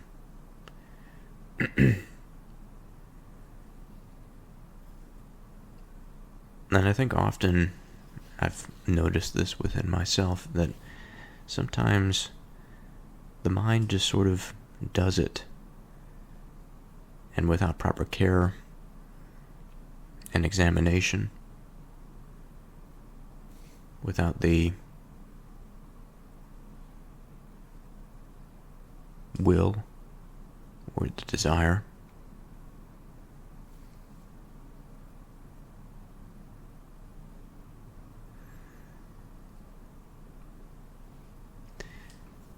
it is possible to find oneself in this place of constant distraction, the sort of perpetual ADHD,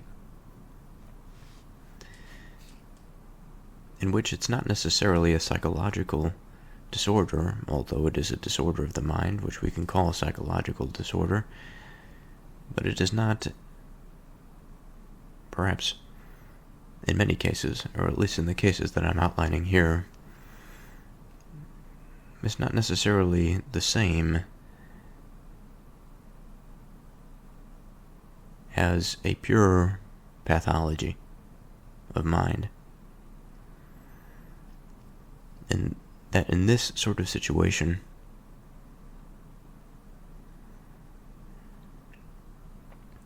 the corruption of experience is such that their expression in the world is altered.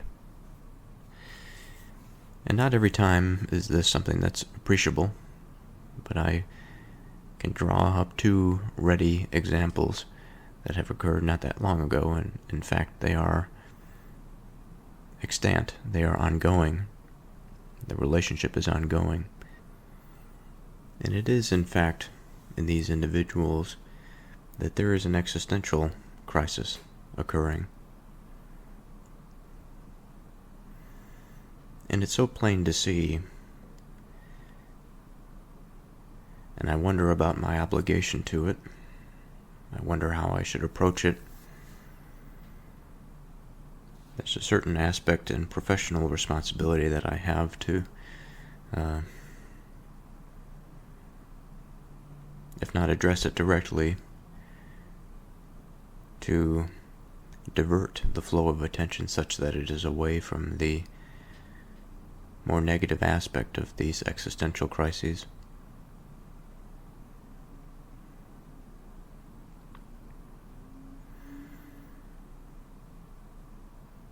Now, I've mentioned one example of a particular type of person that is sort of preoccupied by something.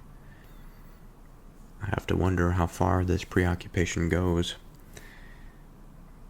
because I know that there are other types of contrariness out there, other types of people that are difficult to deal with. But down at the root, where there is reason for behavior, if we may not find reason, then surely we find a diversion of attention. If we find reason, all the better. It makes sense to us why it is occurring. In these sorts of situations, if somebody is difficult to deal with, perhaps they've had a bad day. Perhaps they've been in a car accident the day prior. Perhaps they're in pain, which is another diversion of attention, surely, but it is an acute example, not necessarily the existential, the chronic existential, but perhaps they are forms of the same thing. Now, even those of the cultural sort, we call these perhaps of the postmodern mind, that fall into this sort of trap of contrariness for the sake of being contrary and oppositional, that there is really no productive conversation to be had, only divisive argumentation, and that the arguments really are not meant to be a winner or loser type of deal. It is meant more so for the sake of control, that they will use a sophist's argument, that they will find reason where they can to support something, and if they cannot win on that battleground, they will stop by no means in order to assert their dominance over their fellow interlocutor.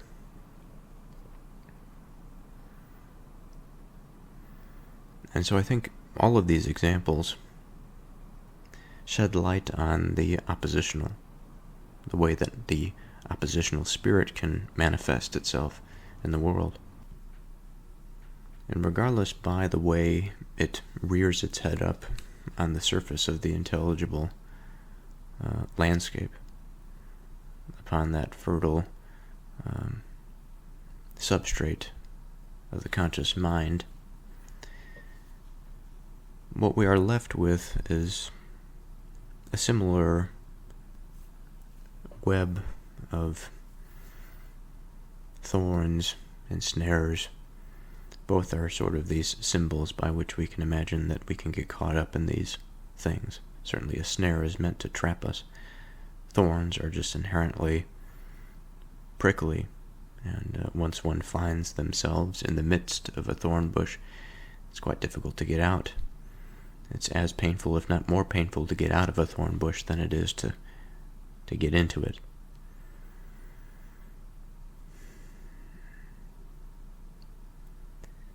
And the experience really is much like that, like finding oneself within a snare or in a thorn bush. It's very uncomfortable. Once one experiences enough, it seems to become a little bit more manageable, especially if the identification or the place, the location in the mind where that spirit, that oppositional spirit, may choose to stem from. Again, I recall the examples that I had just laid out. If one is able to see where it comes from, it's somewhat easier to manage. But sometimes the expression and the behavior of these people is quite jarring, especially if one is forced into a relationship with them, whether it be professional or otherwise. He that does keep his soul shall be far from them.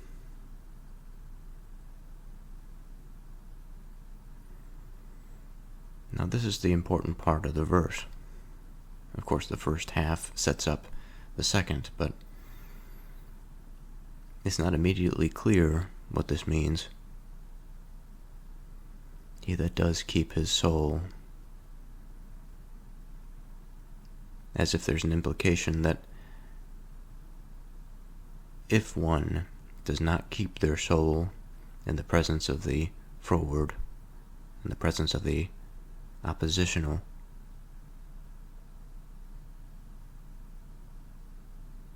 they will be close either to the way of being of these people or to the people themselves.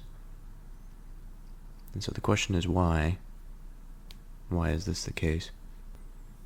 And thus far, my conceptualization of the soul has been the seat of being of a person. And so necessarily, if the seat of being of a person is altered in some way, if it is influenced, tempted, corrupted, I think what is downstream of that will be that oppositional or contrary behavior.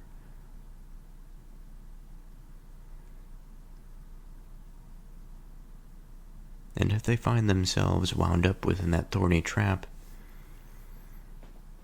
anywhere they go, they will take that thorny trap with them.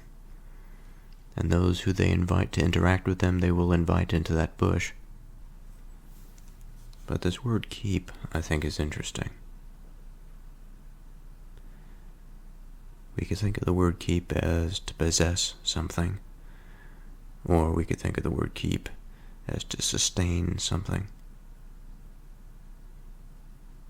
to perpetuate something.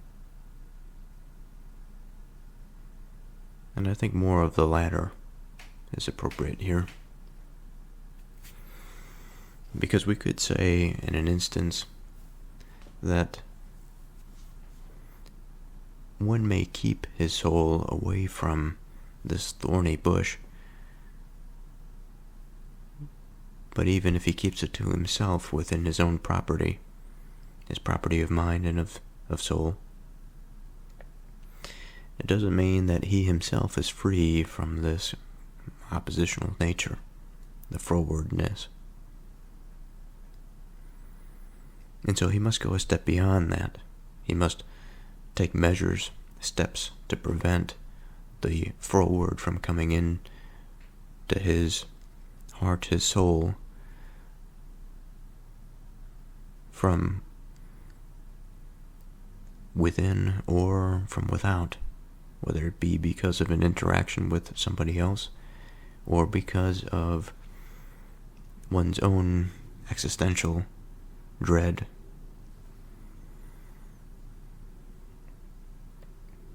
And to keep the soul in this situation is to keep that dread at bay and rather be at dismay or be melancholic over such things. It is rather taken up as a responsibility, as a call to further one's understanding.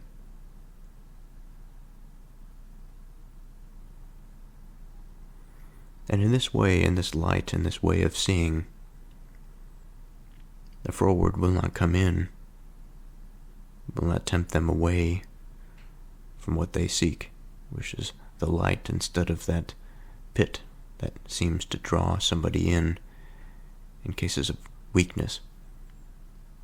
And surely there should be grace given to those once one understands exactly where this seed has come from, where it is born of, what it is born of.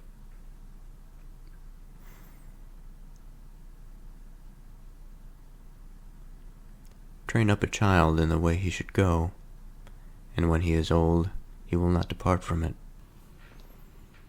A verse that is simple enough to comprehend. And the older I get, the more I reflect on my own upbringing and my childhood, much of which I tend to think about things that I could have done differently and the way that things had gone. Of my failures, I make it a practice not to blame anybody for anything negative that had occurred or a path that I had not chosen, but it doesn't stop the wondering. It doesn't prevent me from reflecting on the what could have been. And in some sense, it's a shame to discover the Bible in this way as I do now, and I had sort of a nominal relationship to it when I was younger. I went to a private Protestant school up until 8th grade, and yet there is this strange lacking in understanding or knowledge of the Bible, and although it was there, and certainly I did read it and go to church, the culture was such that, for whatever reason, the insights that were wound up in it, and perhaps just the practical experience of sitting down and discussing and reflecting really wasn't there. It wasn't there in the home. And perhaps there are reasons for that. Again, there's no reason to blame one way or another, but the point being, I can imagine a situation in which the younger me, if he had understood, or if he was forced, or perhaps prompted, or invited, right? Perhaps invited is the better term to use here, if he was invited by his own accord, or again, by accord of another, I can imagine a place of wonder, a productive place, a place of building, of creation, a lot of imagining that could have been done in youth. And this imagining, this groundwork, the foundation that was laid, this provides one opportunity for living later in life. And I think the question is, well, what kind of opportunity does this raise? The question of train up. Well, what does it mean to train up a child? And what is the way that he should go? But this is the thing. This is what we are prompted. This is what we are called to reflect on. There is no answer here. But what we know is, and what we are again prompted to think about, is that when he is old, he will be set in that way. Now, certainly there are many things that can occur throughout life, but there's a certain element, I think a certain degree, we really can't separate ourselves from childhood. We will always carry, I think, some of that with us. We may, again, find ourselves through a redemptive arc, and we can come to terms with things that have happened or mistakes that were made, and we can correct them. But it doesn't change our history. It doesn't change where we've come from. And much like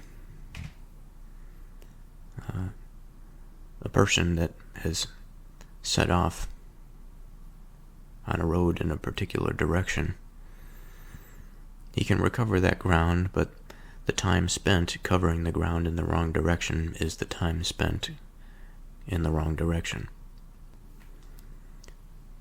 So I'd like to try something here. This is a good verse. You know, there are verses that are more declarative than others, but even in the declarative sense, that of a definitive statement, there is still this prompting and creative aspect to the Proverbs. That's why they're beautiful things, if one chooses and takes the time to sit with them and consider them. But verses like these, it gives pretty wide guardrails. The guardrails are sufficiently wide where one may make a significant mistake. But there still are guardrails in there.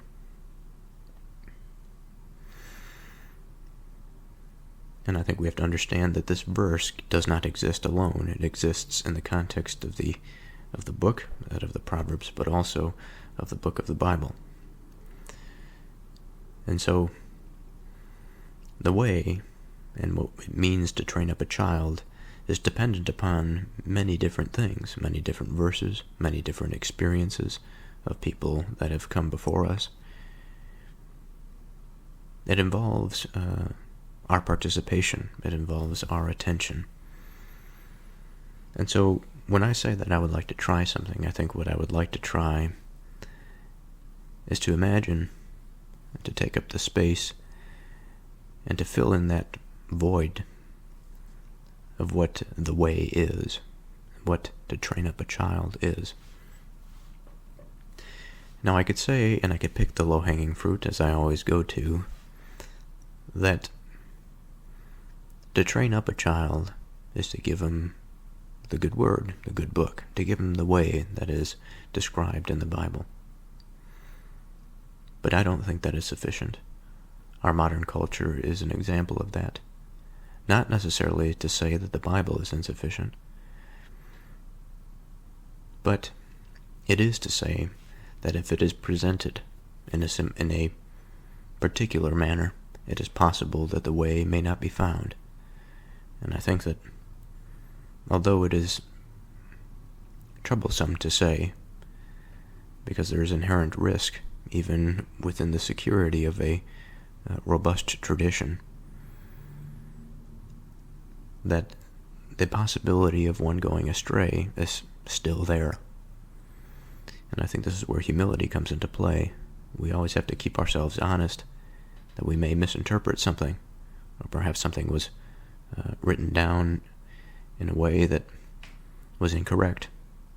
And yes, I do believe that within all of human action and experience there is room for mistake, for false patterns that are drawn.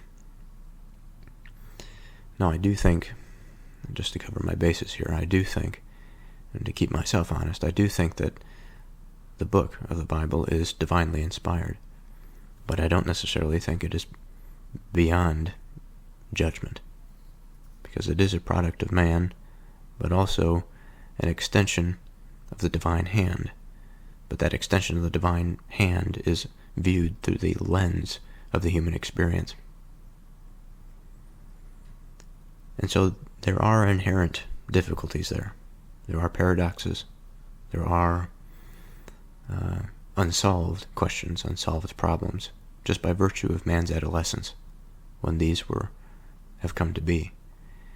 And I think at every stage of his existence, every stage of his growth and development, although patterns may be similar, the context that surround those patterns may change. And because they change, man needs to alter his relationship to the book. Man needs to alter his relationship to God, because otherwise he will not be able to see God. We can think of a rather straightforward example. We can use relationship in a number of contexts. But if my physical relationship is such that I have my back turned to somebody that I want to talk to, I may not know that they are in the room. And my wanting to talk to them is one thing, but I will not begin the experience or initiate the conversation until I know that they are there. And it's a strange sort of thing, because they are in the room. It's so simple, but it's only simple because I'm aware of it. I can zoom out and I could see that I'm in the room with the person of interest.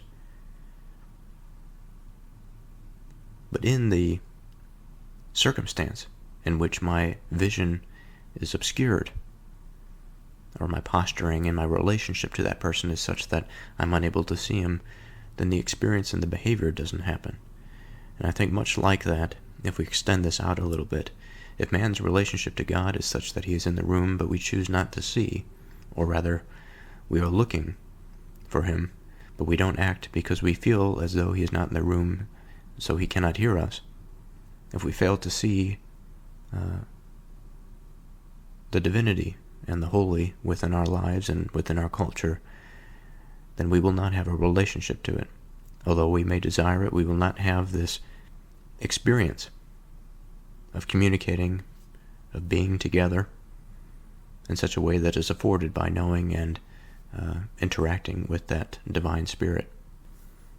And so I think the orientation of man, the orientation of the child, and the groundwork by which the parents lay down for the child is more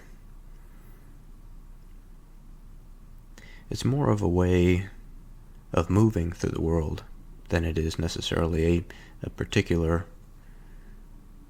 set of directions that the child must go right here, left here, whatever. It is the instructions by which a child who grows into an adult understands the process by which they can make effective and wise decisions. And I think part of that comes through the experience of continual reflection. It comes, that relationship and that idea that the divinity is always there. It just depends on where we are looking, where we are paying attention. If the child understands that, then the child will have faith, because eventually they will find something that is worthwhile, that is worth attending to. They will find love. They will find things that motivate them and drive them. They will find and they will keep in their heart the restraints, the prerequisites to motivation, to desire, so that the desires are not misplaced, so that they do not devolve into excess and become ruinous.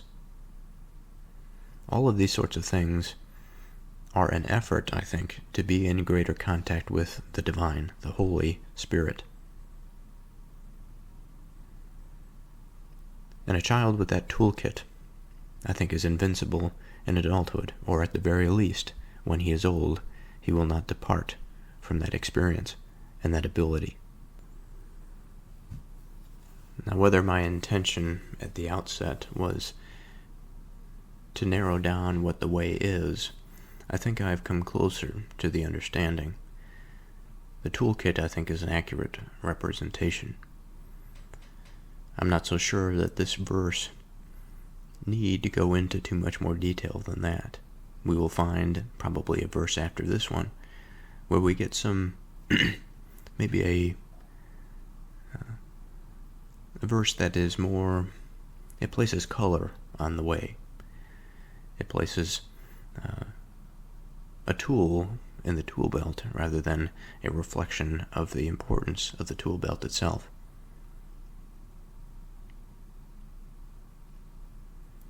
The rich rule over the poor, and the borrower is servant to the lender. So just like the last verse, it's fairly straightforward. But also, just like the last verse, I have to keep in mind that we are prompted to consider things not on a superficial level. We must consider them in the context that we see them in our own experience. If we don't see them in our own experience, we have to find a way to see them in our own experience so that we can see the landscape that's in front of us. So this landscape, and I'll have to admit that although I try to see the landscape, it is often difficult. And this is sort of my confession that I'm not doing enough to understand it, especially now that the world is changing as fast as it is. You know, I wonder at the amount of information that is out there. I wonder at the optimal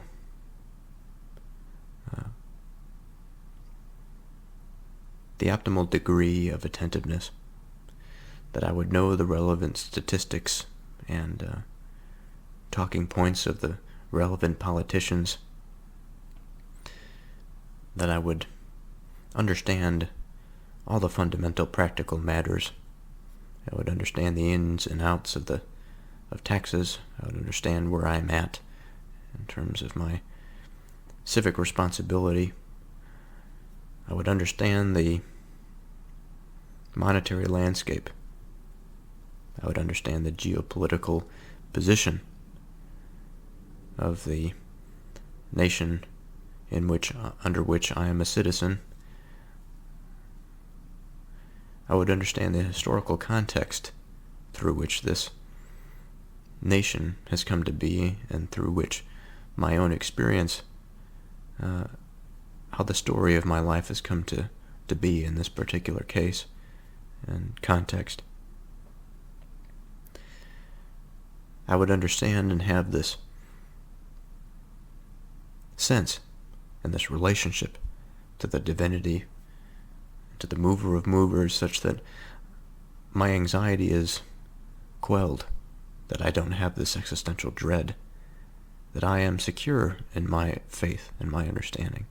And although problems and insecurities and anxieties may come up, as they are a natural part of life, I will know how to solve them, and I won't solve them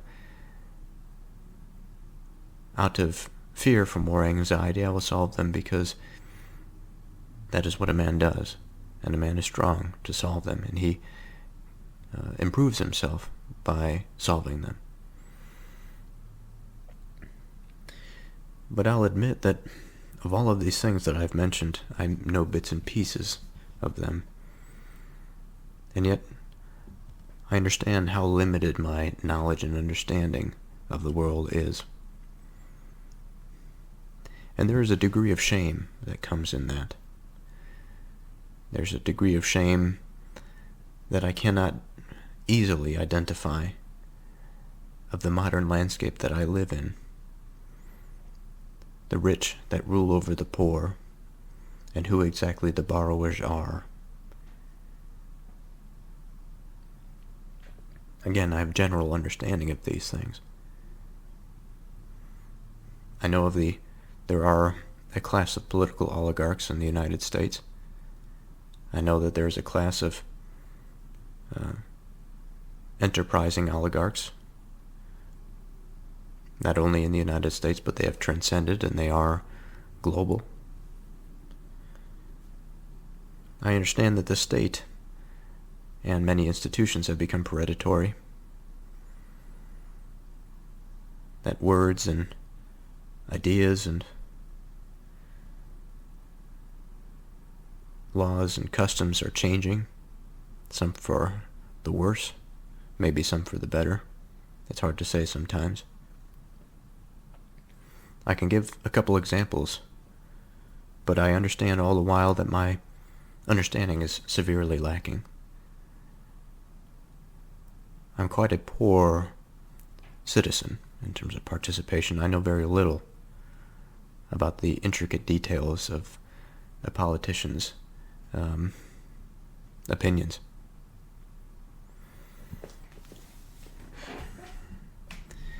I also understand that there's only so much. There's only so much we can do, so much we can pay attention to. And I think this goes a lot along with the previous verse, train up a child in the way he should go, and when he is old he will not depart from it. In the absence of a sufficient training or way in childhood, it makes it more difficult in adulthood to come back to these things and to discover them for the first time and then put into action what a strong, faithful person ought to, because of the understanding of the variability, the understanding of the limitation of understanding and knowledge. Surely there comes a time when the understanding of lacking of knowledge is not necessarily an anxiety-producing thing, but a call. But when the call is loud, it's hard to pay attention. It's hard to focus.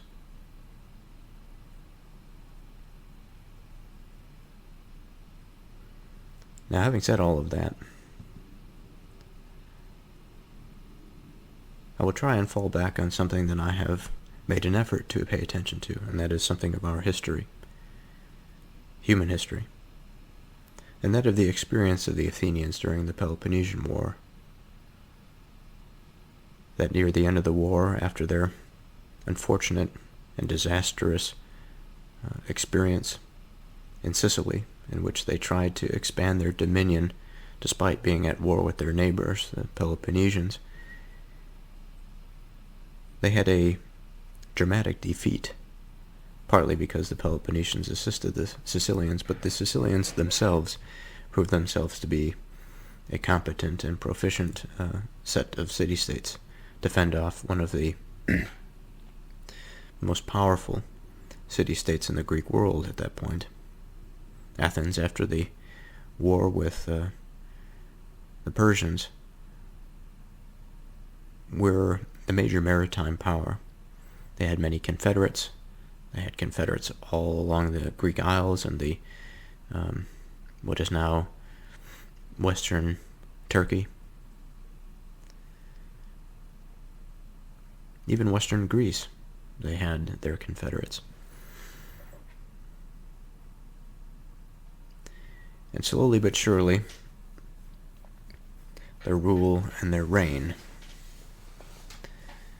They were the rich and they ruled over the poor in a certain sense. The poor made them rich.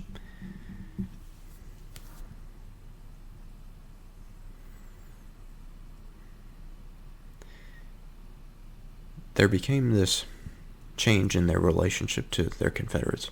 Perhaps it was never all that positive to begin with. Who knows? But one thing does seem clear, is that their relationship did have a degree of change to it.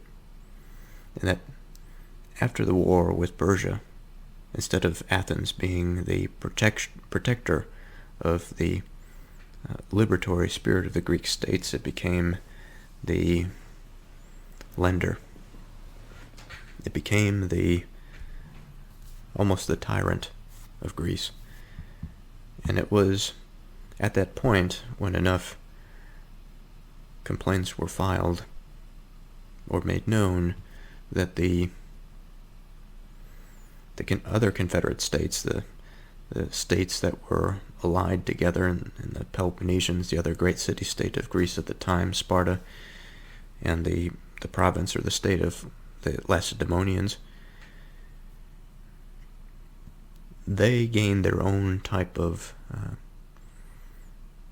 coherence, opposition to that existing power. And for Athens, it became a trap. It became this famous Thucydides trap, in which they, in an attempt to maintain their power, they exercised the very thing that led to the corruption of it.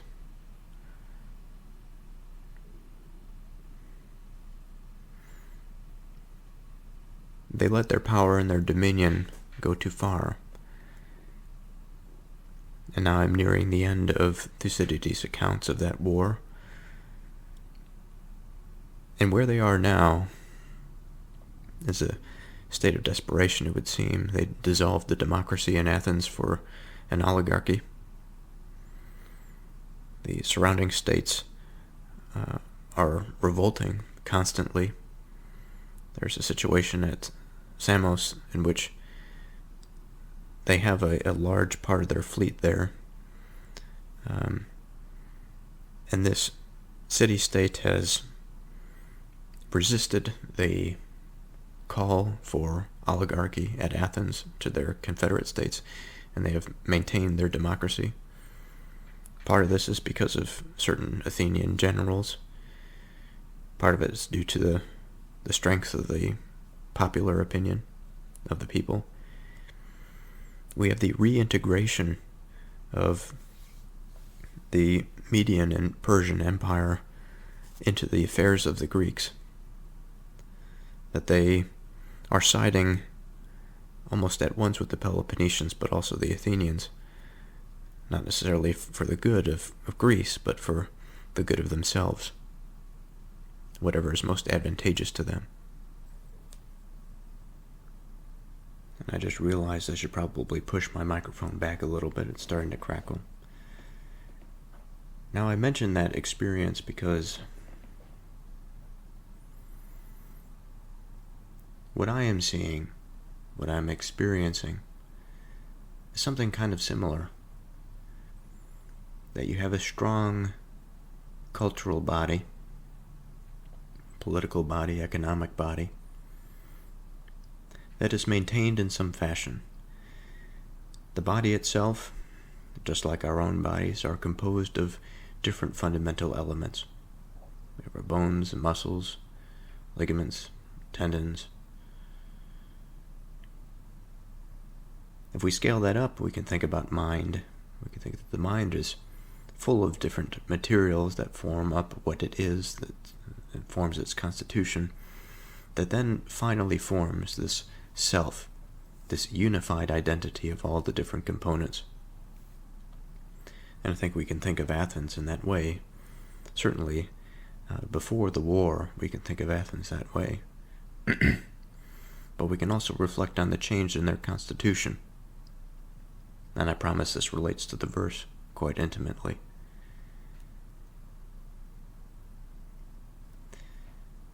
And it's almost a heartbreak when one reads the story of the Peloponnesian War, such that the parts that formed this strong, beautiful body broke apart and became disunified into something that was, I'm not sure what we can say. My mind wants to say lesser, but also there's a certain aspect in which there's gratitude, such that the experience of Athens ended in the way that it did, because Athens perhaps really was a tyrant of the Greek culture. But regardless of what was the true form of the body of Athens that emerged after the Persian War,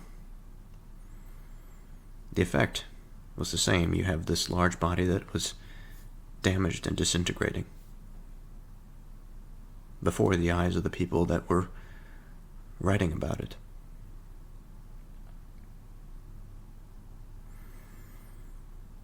And I think that this reflection, the reflection on the solidification of a body,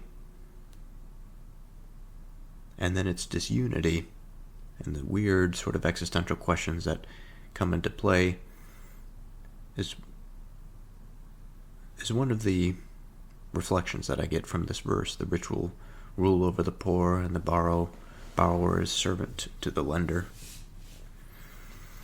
At all times, at all periods, I think we can find ourselves, find a person or a group of people that satisfy these conditions, that satisfy the rich or the poor, the borrower or the lender. And it's not necessarily that it's the rich that are bad, or the poor that are bad, or the borrower that is bad, or the lender that is bad. It is the relationship that they have. I think in an ideal situation, if a strong individual is to be, then they should borrow less, so that they are less likely to be a servant. But within the proper context, within close relations, one can borrow without sacrificing too much of that unity of personhood. But much like the disunity of Athens at the end of the Peloponnesian War, I think there is a disunity of self when one is subject to strong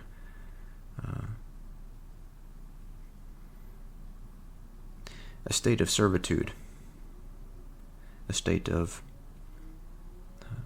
indebtedness, that the mind is limited,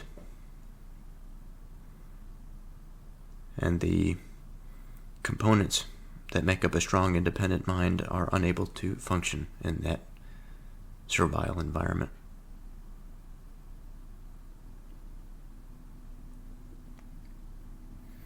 And much like Athens overextending themselves and treating their confederates poorly that led to the war, I think much is the same for the individual that overextends themselves and takes too much. And the result is that they will become servant to, they will become a link in the chain for those that choose to build their bodies off of their backs. Whether this be a corporation, a state, or another person, sort of an aristocratic, oligarchic sense. So today is a new day, and I'd like to begin this new day and this new thought with a further reflection on the borrower and his relationship to the lender, and exactly what that might mean, what that entails. I think for my mind it's easiest to start simply with an easy example. That if I am in need of something, I go to a friend and I borrow something of his that he requires to be repaid. I am now what is considered to be in a position of debt. What's interesting to me in this example is what binds us to that relationship. Now, I think this example is a bit far from the verse in a certain sense, because I'm using a friend. Because, when I ask the question, well, what is truly binding us in this relationship? The friendship, I think, takes a toll. Rather, it takes the burden and the weight, I think, that can come and offload some of the unfortunate aspects of the pure debtor-creditor relationship. And so I'd like to amend my analogy and to say that I'm borrowing from somebody that I don't know, but the person is in a position to lend to me because they have the capacity to do so. They are in the position to do so. So now the question remains, what is the thing that binds this relationship? Well, it's easy to say that it is the monies that are owed. But what does that mean exactly? It doesn't seem to me immediately clear how it is that one in this situation has the authority over the other. Now, there is an agreement. That agreement may be broken by one or more parties. And so there must be something that enforces this agreement. I think there are a few different levels of enforcement that we can consider here. The first level, and I think the most obvious level, is that of a sociocultural layer that has described laws. There are ways of punishing misbehavior, that if a contract is made between two parties in which one borrows from another, there are ways in which the party that is lending can secure that relationship through the enforcement of that law. In the same manner, debtors can be protected to a degree by law from predatory lending or lenders. And so if one considers these relationships at the human level, at the level of culture, as I've mentioned, and of society, of collective participating together, such that some relationships seemingly are allowed to exist.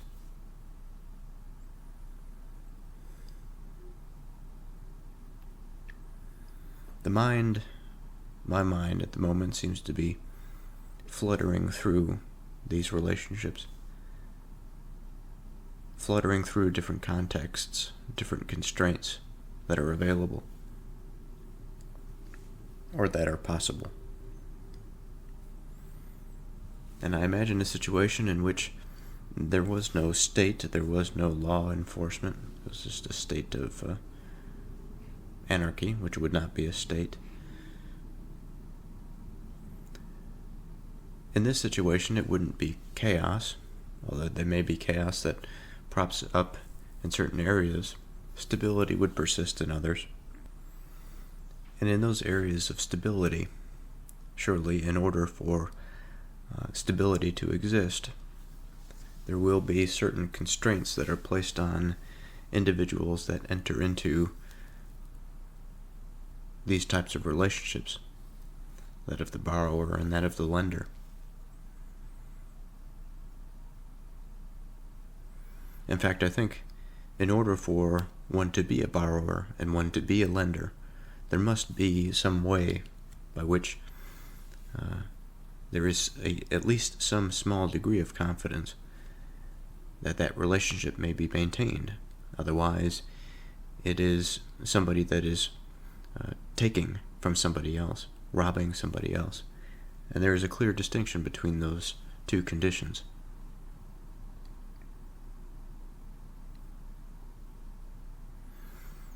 And there is an aspect of this that the relationship of the borrower and the lender only exists given faith. And we could be cynical about it, and we could say that it exists because of the power dynamic, in that there is some structure outside of both individuals that will adhere and keep that relationship firm. But again, in a particular scenario, that of the scenario of anarchy in which two individuals willfully enter into it, the structure and that scaffolding for that relationship to be will be created in whatever way is sought fit. And what exactly does that mean? What I mean to say, in the absence of explicit stated law, in order for stability to exist, there will be a type of law that is created by man, even in the absence of a centralized state apparatus. It is possible that the individual will take it upon himself to adhere to a certain standard, a certain set of laws that he creates within his mind, or a certain set of laws that he knows must be firm in order for stability to exist. Sort of an external identification of law that is outside of man, this divine law.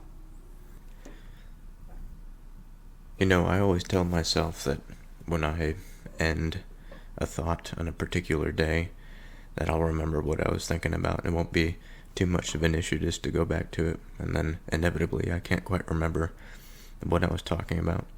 Of course, I can go back and listen to the audio, but the amount of time that would take to figure out where my head was at a given moment it can be a bit difficult, especially if I desire continuity, and I've always enjoyed melody and music, and I have to imagine that if it was constantly or abruptly changing and I couldn't ground myself to something, I would feel rather disappointed, probably annoyed by the sound rather than enriched by the music.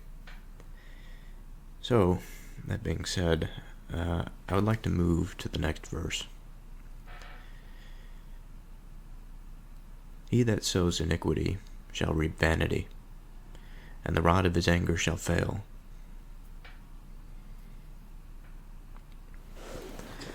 So a lot of interesting things to talk about here. I would really like to talk about the rod, the symbol there, but I think, like usual, or like always, I think I'll start with the first half of the verse. He that sows iniquity shall reap vanity. So we have to understand this word, iniquity. I think before we get there, we could paint a bit of a landscape. And also, vanity we have to discuss. So these are our two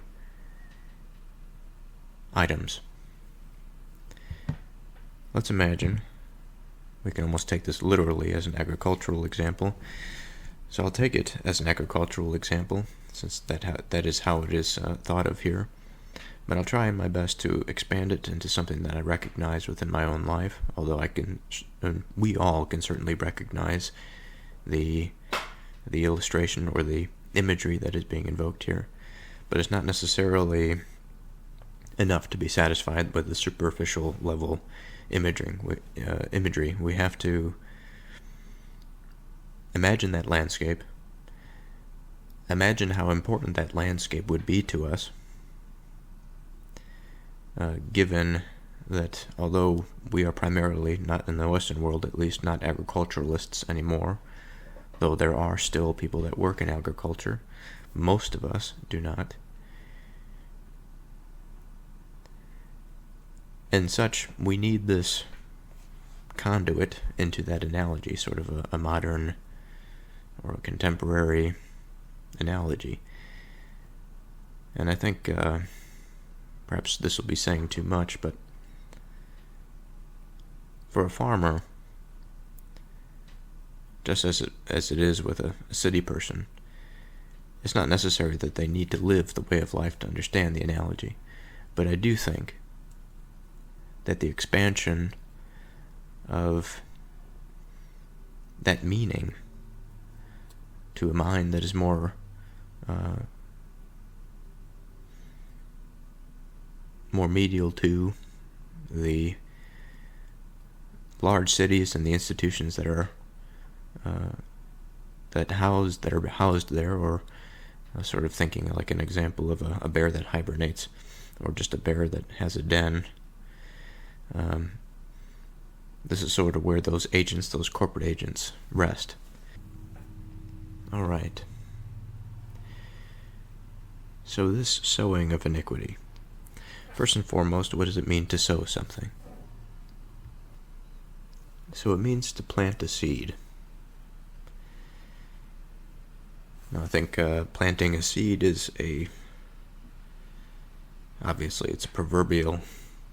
It's funny how these modern expressions are coming back around, because I'm reading the thing that is implied by the modern conception, and it's funny as my mind comes back around on the phrase. I'm coming back to something that was used before or thought of before that was hollow. I didn't really have as much of an appreciation for it as I do now. But anyway, to sow something is to plant, scattering the seed on the earth. And why do we do that? It is a purposeful action. We have took the effort to gather the seeds to make sense that one seed is correlated to another plant. The answer is exceedingly obvious, but still, a slow and careful march through this trail, I think, is important. We put forth this effort to plant a particular plant so that it may grow, so that it may sustain us in some way.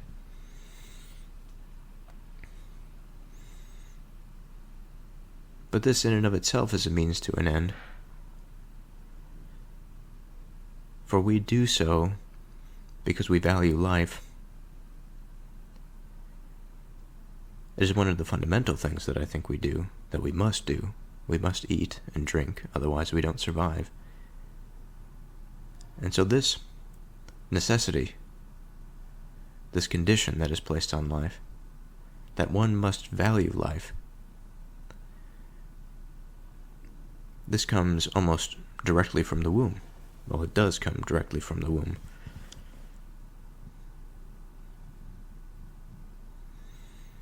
And I say that because the womb is this place where the human being is fed continually when life begins. When that little thing starts to grow, based off of the two components from the mother and the father, as it begins to unfold, it understands that lesson, the lesson of planting the seed. Now perhaps the seed, or the plant rather, is provided for the young until the young realizes that it cannot be provided for anymore by the parent. But regardless, that experience of needing from the environment is always there. And yet I think what's interesting about our condition is that of the behaviors that are necessary for survival, I suppose we can think of a few, but of these behaviors I imagine what other things about our interaction make it necessary for our common sense.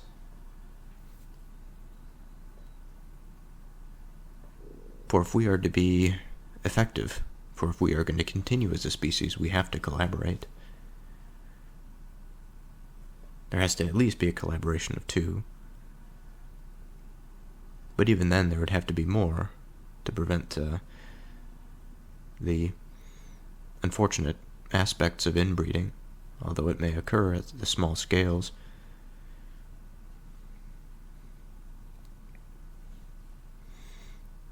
Moreover than that, we need our social interaction. For whatever reason, this is something much like the produce that we are afforded by sowing the seed in the earth. The produce in the heavenly domain is sown by the seed of socialization, and it blossoms into something that is beautiful, a culture, man's sort of transcendent identity.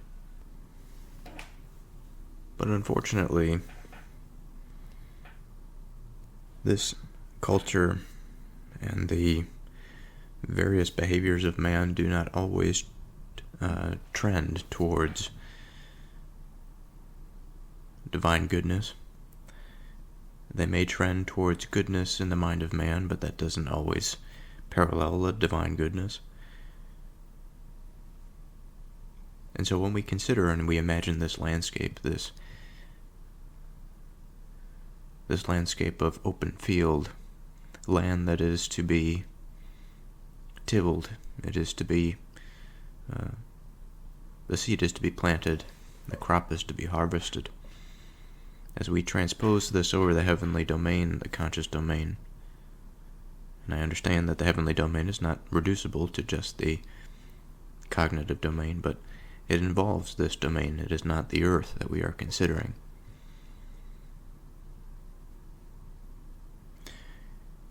The word iniquity, immoral, grossly unfair behavior.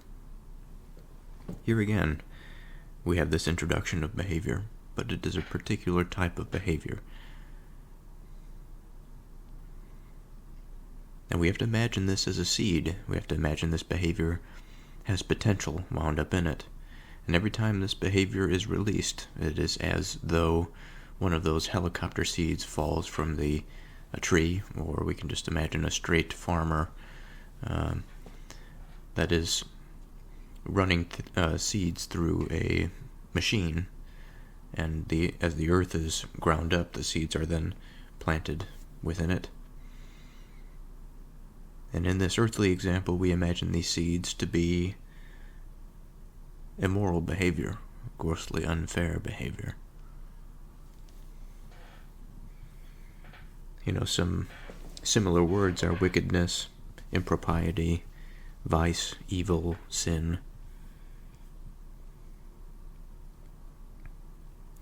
From the Latin, we have in, which is not, and a word that I'm not going to be able to pronounce, but just meaning equal or just. So not equal, not just. This is the origins of our word, iniquity. And of course, to understand iniquity, one must understand, or to have at least experiment and have some understanding of what just is. And more so than just having a basic picture of justice, because certainly we can say that what is just is something that aligns with the transcendent good, the good that unites all of man's action and behavior together under every particular context, regardless of language or race or creed. But of course, that sort of thing, although it may be true in a sense, it doesn't help us anymore to approach or to solve a conflict or to solve a problem. Iniquity, not just, not equal. There are plenty of discussions that are being had in contemporary America, contemporary United States, about this word equality. The word equity also comes up. And just like liberal or liberation, these terms are good under certain contexts. These terms mean a lot to us. Liberty, freedom.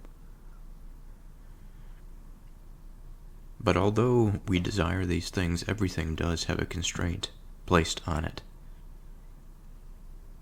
For we are not free, even as free people, to take the life of another without consequence.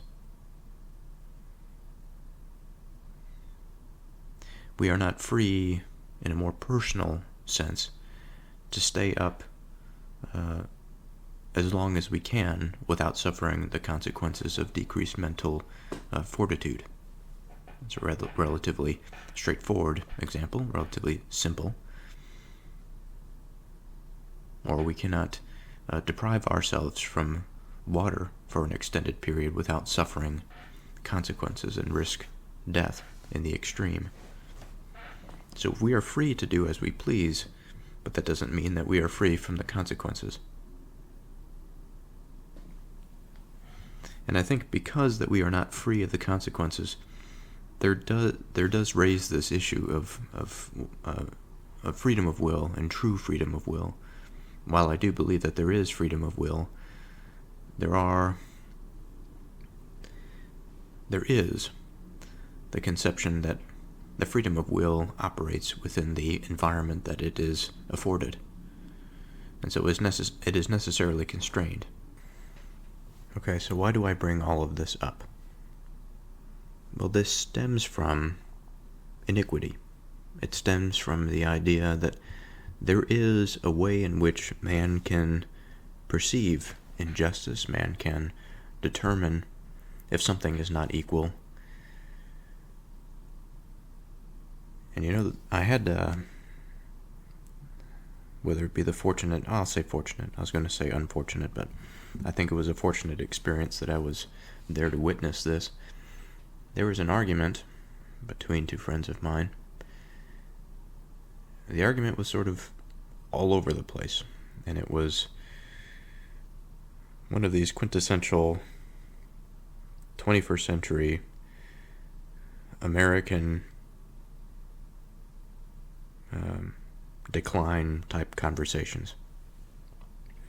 It wasn't explicitly so, but I think we all understand, or at least most of us understand, that it doesn't necessarily have to be explicit for the base and the substrate to be from or based on certain assumptions. There's a little bit about colonial history that is wound up in there. There's a little bit about slavery that's wound up in there. But the traditional arguments of racial prejudices and all of this sort of thing wound up in this conversation. It was very painful to listen to. One side was fairly reasonable, the other side was overly emotional, and it was obvious that the emotions were blinding and corrupting the argument, although there were things about that argument on the side of the bleeding heart, let's say, that were certainly reasonable, but again, not within the context of the excessive emotions. That excessive emotion didn't bind the argument, the principles of argument, to something that would facilitate a further conversation. It was more an attempt to shut down the other side than it was anything else. And it's under the guise of the fear of iniquity that caused iniquity to be exercised. And this reminds me of a quote. This is from Livy, the first century Roman historian.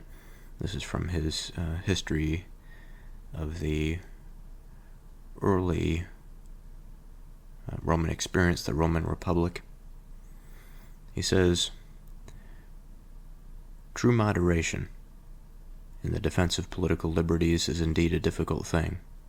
Pretending to want fair shares for all, every man raises himself by depressing his neighbor. Our anxiety to avoid oppression leads us to practice it ourselves. The injustice we repel, we visit in turn upon others, as if there were no choice except either to do it or to suffer it. And I wish I had thought of bringing that quote out during this conversation that I was witnessing. I think it would have helped quite a bit. And surely it is a true thing. True moderation in the defense of political liberties is indeed a difficult thing. Because both iniquities of the explicit sort that most of us would recognize, and also those of the covert sort that even those who espouse them don't even recognize it, these all are sown into that field by which we would reap that vanity, or conceit, or narcissism, excessive pride, excessive admiration of one's own achievements.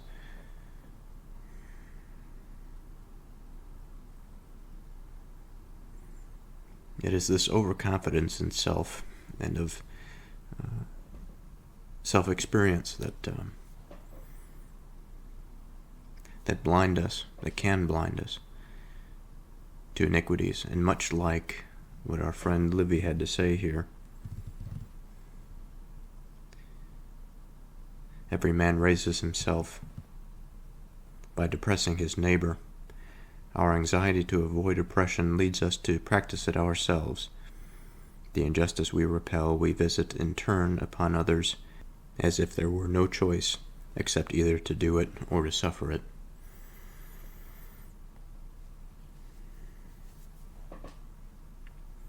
Now, I don't think that there is no choice, and I don't believe that Livy is trying to say here that there is no choice, but I think in those desperate circumstances, those circumstances in which there is this spirit that has taken the commons, that has taken the society by the neck, and everybody is so passionate, everybody has fallen into the sophist's trap,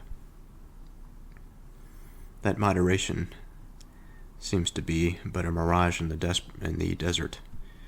It is something that we desire, but it's not there. And it's not that it is not there. It is that the circumstances under which we are exposed are quite lofty. And it takes all the more attention to find that moderation between the sophistication of the problems that we face. And this matter of vanity gets in the way. This excessive pride, this wickedness, this selfishness. I much liken it to an ancient city with walls. Every single one of our cells has a wall around it, much like the cells in our body. It is something, it is a boundary. It is my psychological conception of the self. And in order for the self to be something, it must have identifiable boundaries. Hence the analogy to the ancient wall.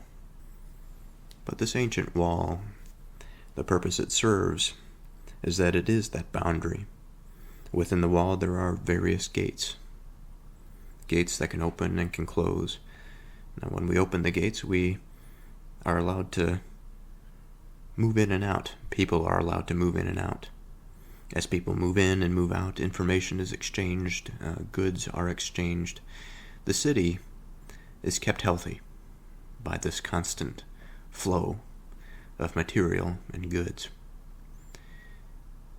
There are times, certainly, when something gets into the city that we would wish not to be in the city, like a murderer from the periphery, for example.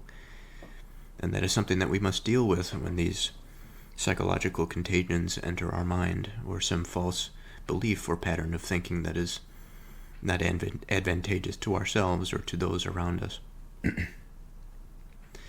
Sometimes the discovery of such psychological corruption can be the impetus for profound spiritual change. There are other situations that we can imagine in which we keep the gates open all the time, in which the people that run in, some good, some bad, but it is to such a degree that the self is almost lost entirely because of it. It could be because of a deliberate attack by an enemy. On the other hand, on the other extreme, we can keep the gates closed all the time. And because there is no influx of goods, there's no outflow, the city becomes stagnant. Perhaps a plague comes down on it. The trash grows, the waste grows, the human waste. There's a lack of food, there's a lack of water. There's a lack of exchange of ideas. Again, the air,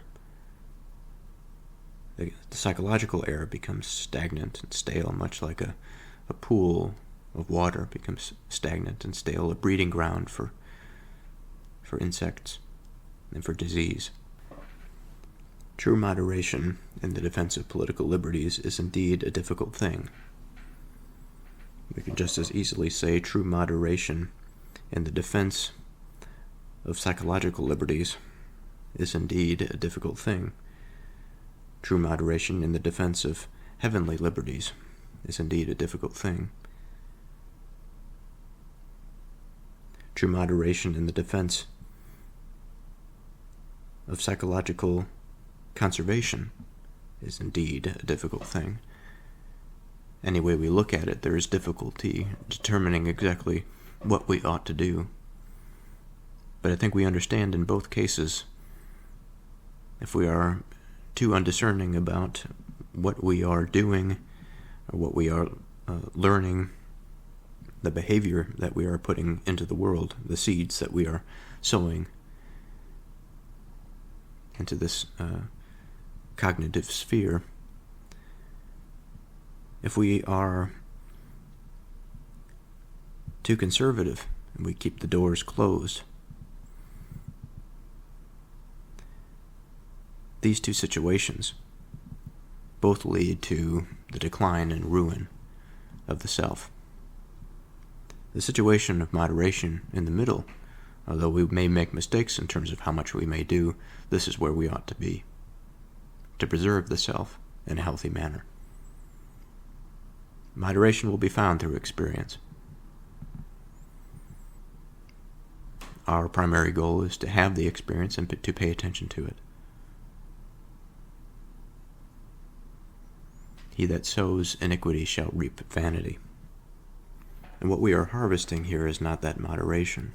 It is the extremes under which this, whether again it be this explicit iniquity or the sort of self-imposed because of the bleeding heart, the self-sacrificial.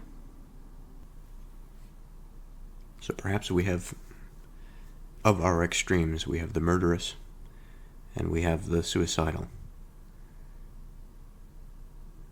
These, I think, are the ultimate ends of sowing iniquity and that reaping of vanity.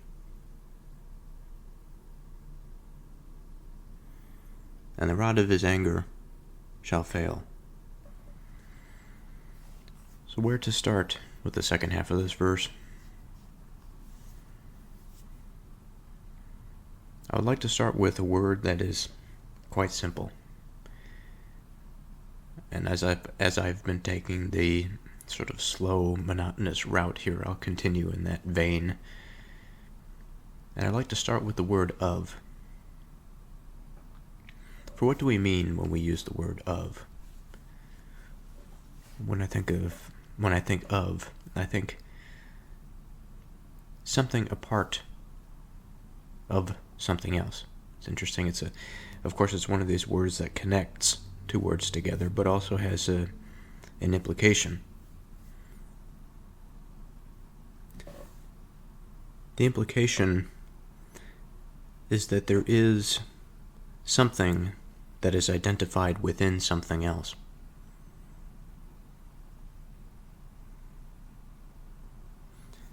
I could take any particular word that I see in front of me. I see the word might, M-I-G-H-T. The letter I is a letter of that word, of the word might. I can say that I can think of the word of there, a sort of interesting position placed at the edge of something. I can think of, exactly does that mean?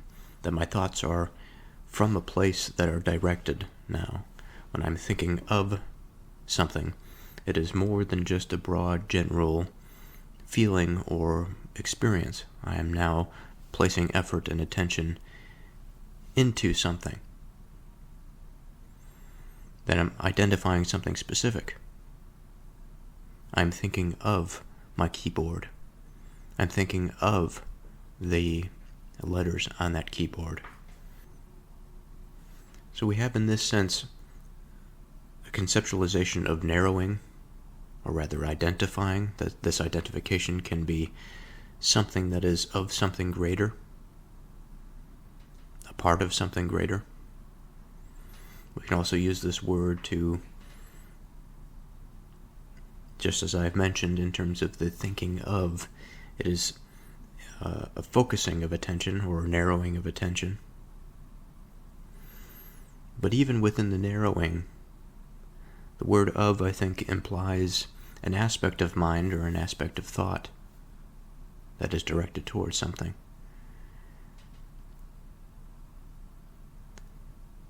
And so these two conceptions, the building of some relationship between words and also the identification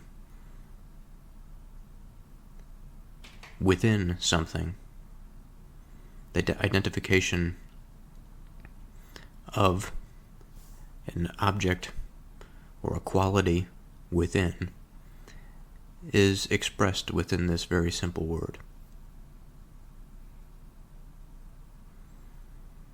He that sows iniquity shall reap vanity, and the rod of his anger. And so if we imagine now this word anger, we stretch it out in front of us like a large tarp, we unroll it, and what we see is a map.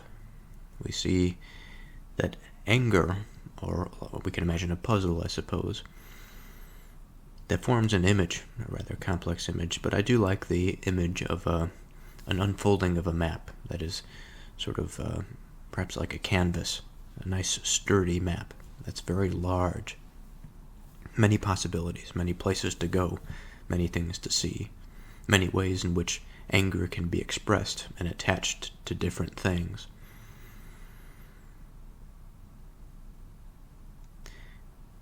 At the root, one must wonder what gives birth to this anger.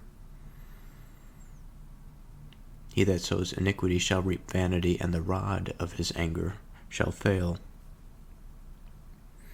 Now, there are plenty of places that I can go from here, but thus far I've been considering anger as something of an extension of a more basic feeling.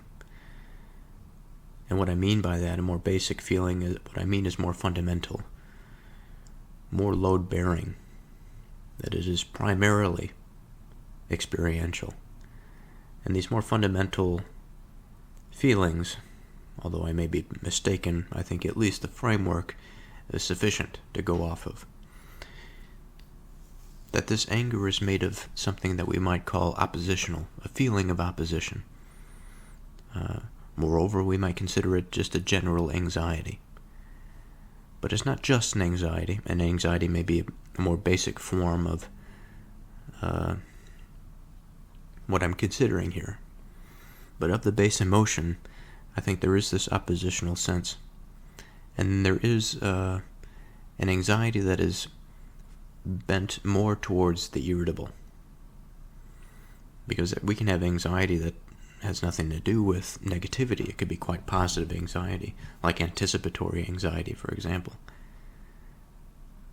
But irritability, I think, can be from this more basic anxiety, but it is bent towards something negative, and there may not be a reason for it. And herein lies the reason why I make the distinction between more fundamental feelings and that of anger. Because I think anger is usually, or if not always, associated with some reason, even if the reason is not immediately known to the person that is angry. For even in the case of poor understanding, anger can arise.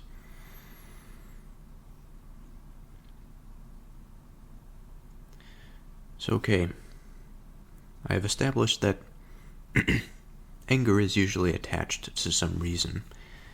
Thereby it has some vector in the meaning space, that it is usually directed towards something. It's not just sort of arbitrary. So if we go back to this map, and we imagine that we are looking at a particular place on the map,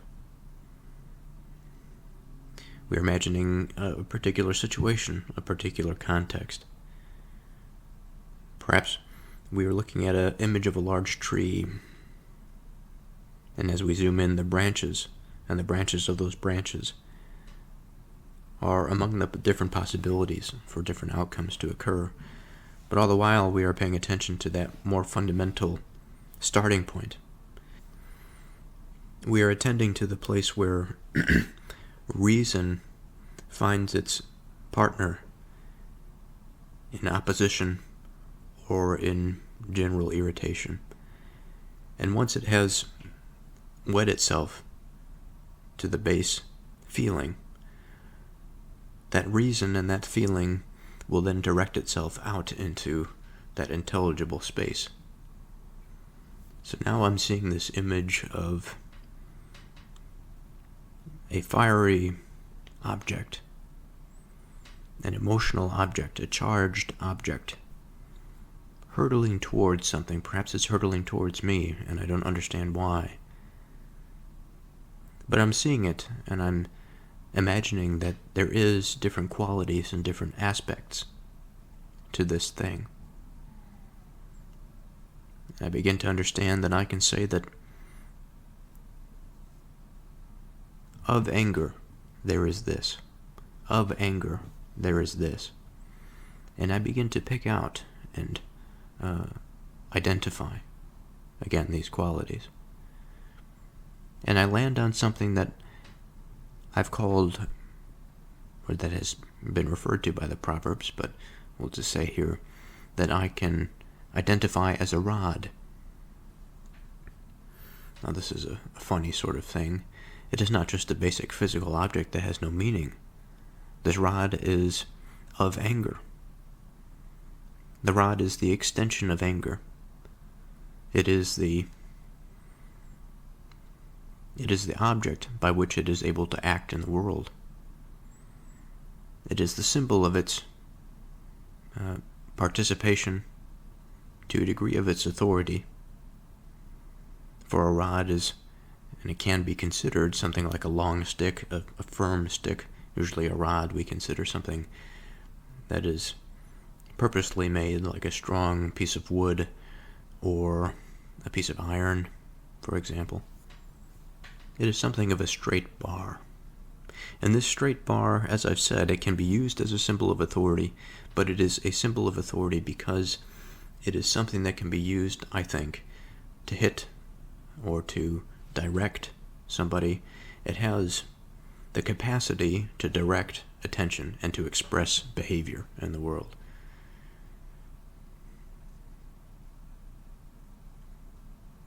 And so as I imagine this anger that has a vector of a velocity of its own, what it uses to direct its behavior in the world is that rod.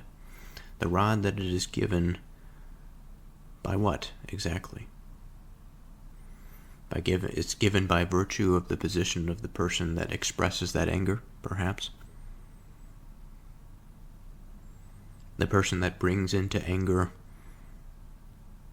all of the things of their life, their relationships, their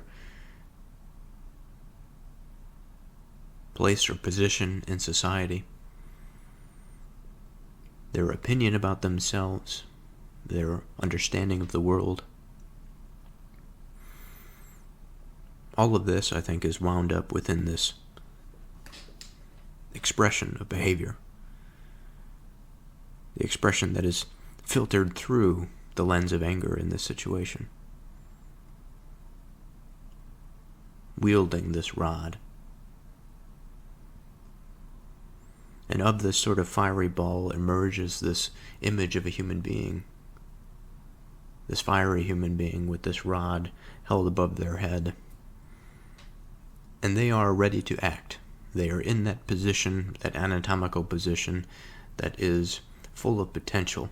It is full to enact that anger into the world, into their relationships, whatever. He that sows iniquity shall reap vanity, and the rod of his anger shall fail. So we have to recall here what it means to sow iniquity, what it means to plant this opposition, what it means to plant the inability to come to a definite and shared conclusion. The planting of that seed, the seed by which we know that it has the capacity for birth, for what we would call creation. The seed that is that has the genetics of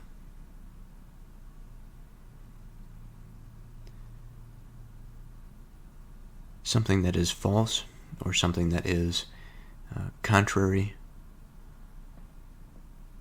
to moral standards, and that the fruits of this plant or of this tree are not correctness, virtue, or goodness. It is falsehood. It is ugly. It is poison. It is contradiction in the sense that what we would call the fruits of this substance are that which takes instead of that which facilitates.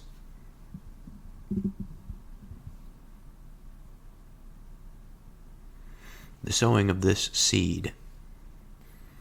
Now, I'll have to be honest, it's not immediately clear to me exactly what this means. Because after understanding that this poisonous seed that has been planted in the substrate to yield this thing that is contrary to human flourishing, now we have this coupled with something that is understandable, of course, that reaping of vanity. But the rod of his anger failing, there's part of me that thinks that if that rod of anger fails, that is a good thing. So then that anger cannot act in the world, in society. But there's also a component of, or at least the question that is raised, is it possible that anger has a just purpose, and that there is good reason that can be attributed to the irritable or the oppositional? And I think that there is. I think that one person or a person can find themselves in a state of irritability because of something that they need to consider, something that they need to put into action to prevent them from being harmed or to prevent them from being taken advantage of. In essence, I think, in the context of this verse, since it cannot necessarily, I think, be that we are to attribute to the rod of anger something that is a reason that comes from injustice.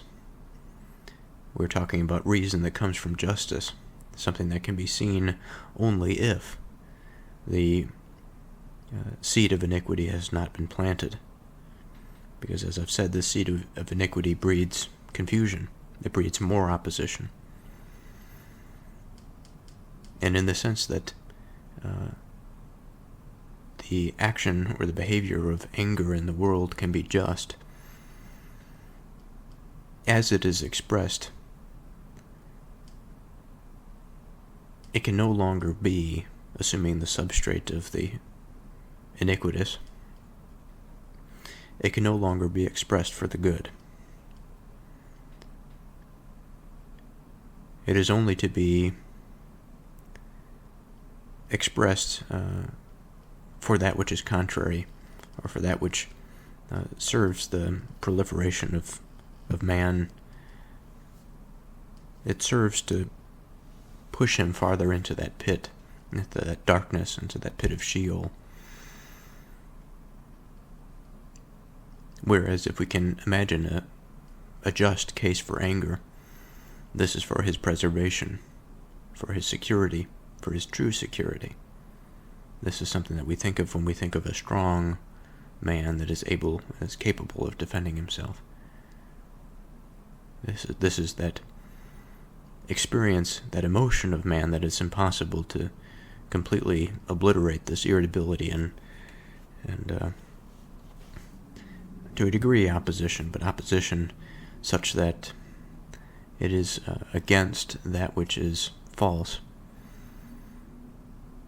To the degree that reason can find its partner in these sorts of situations, I think is the degree to which man can understand why he should revolt from a government that is oppressive. It is part of the thing that drives him to understand that which keeps him in servitude. It is part of the thing that can drive him to true liberation. Certainly it is something that can get him into trouble. That unbridled anger is never something that can yield good. So in summary, what I'm seeing here is something that I didn't quite expect. I expected this sort of grand finale in this second half of the verse, for which this symbol of the rod would unveil this insight that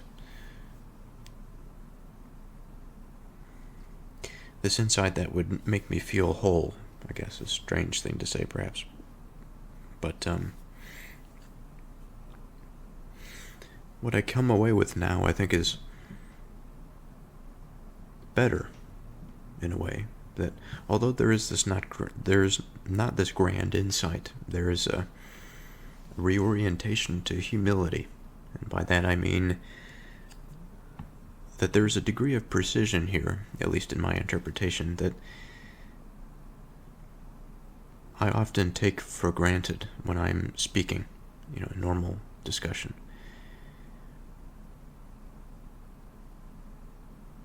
That is, when I'm talking of something,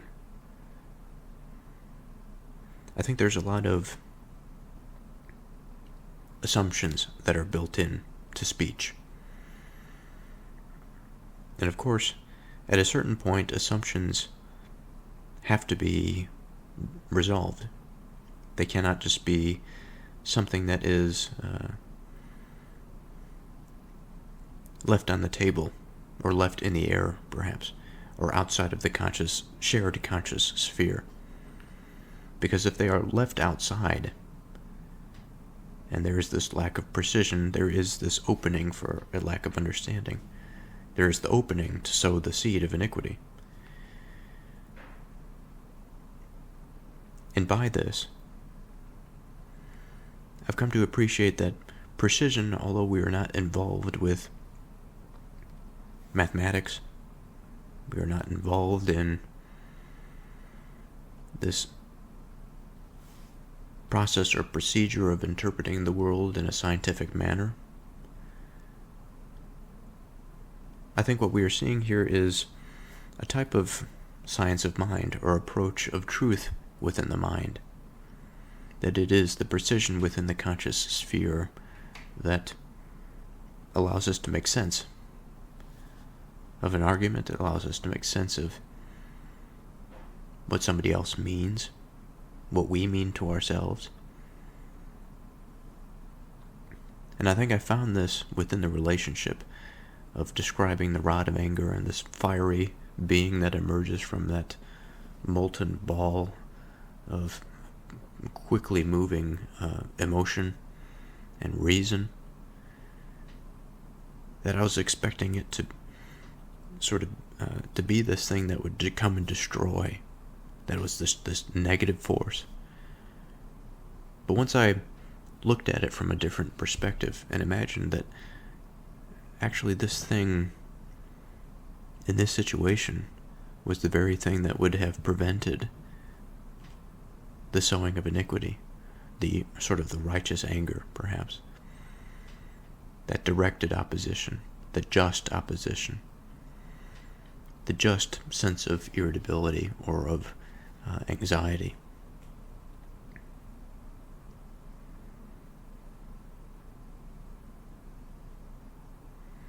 So I think I'm going to end this episode here, and I'll continue next time with verse 9, chapter 22.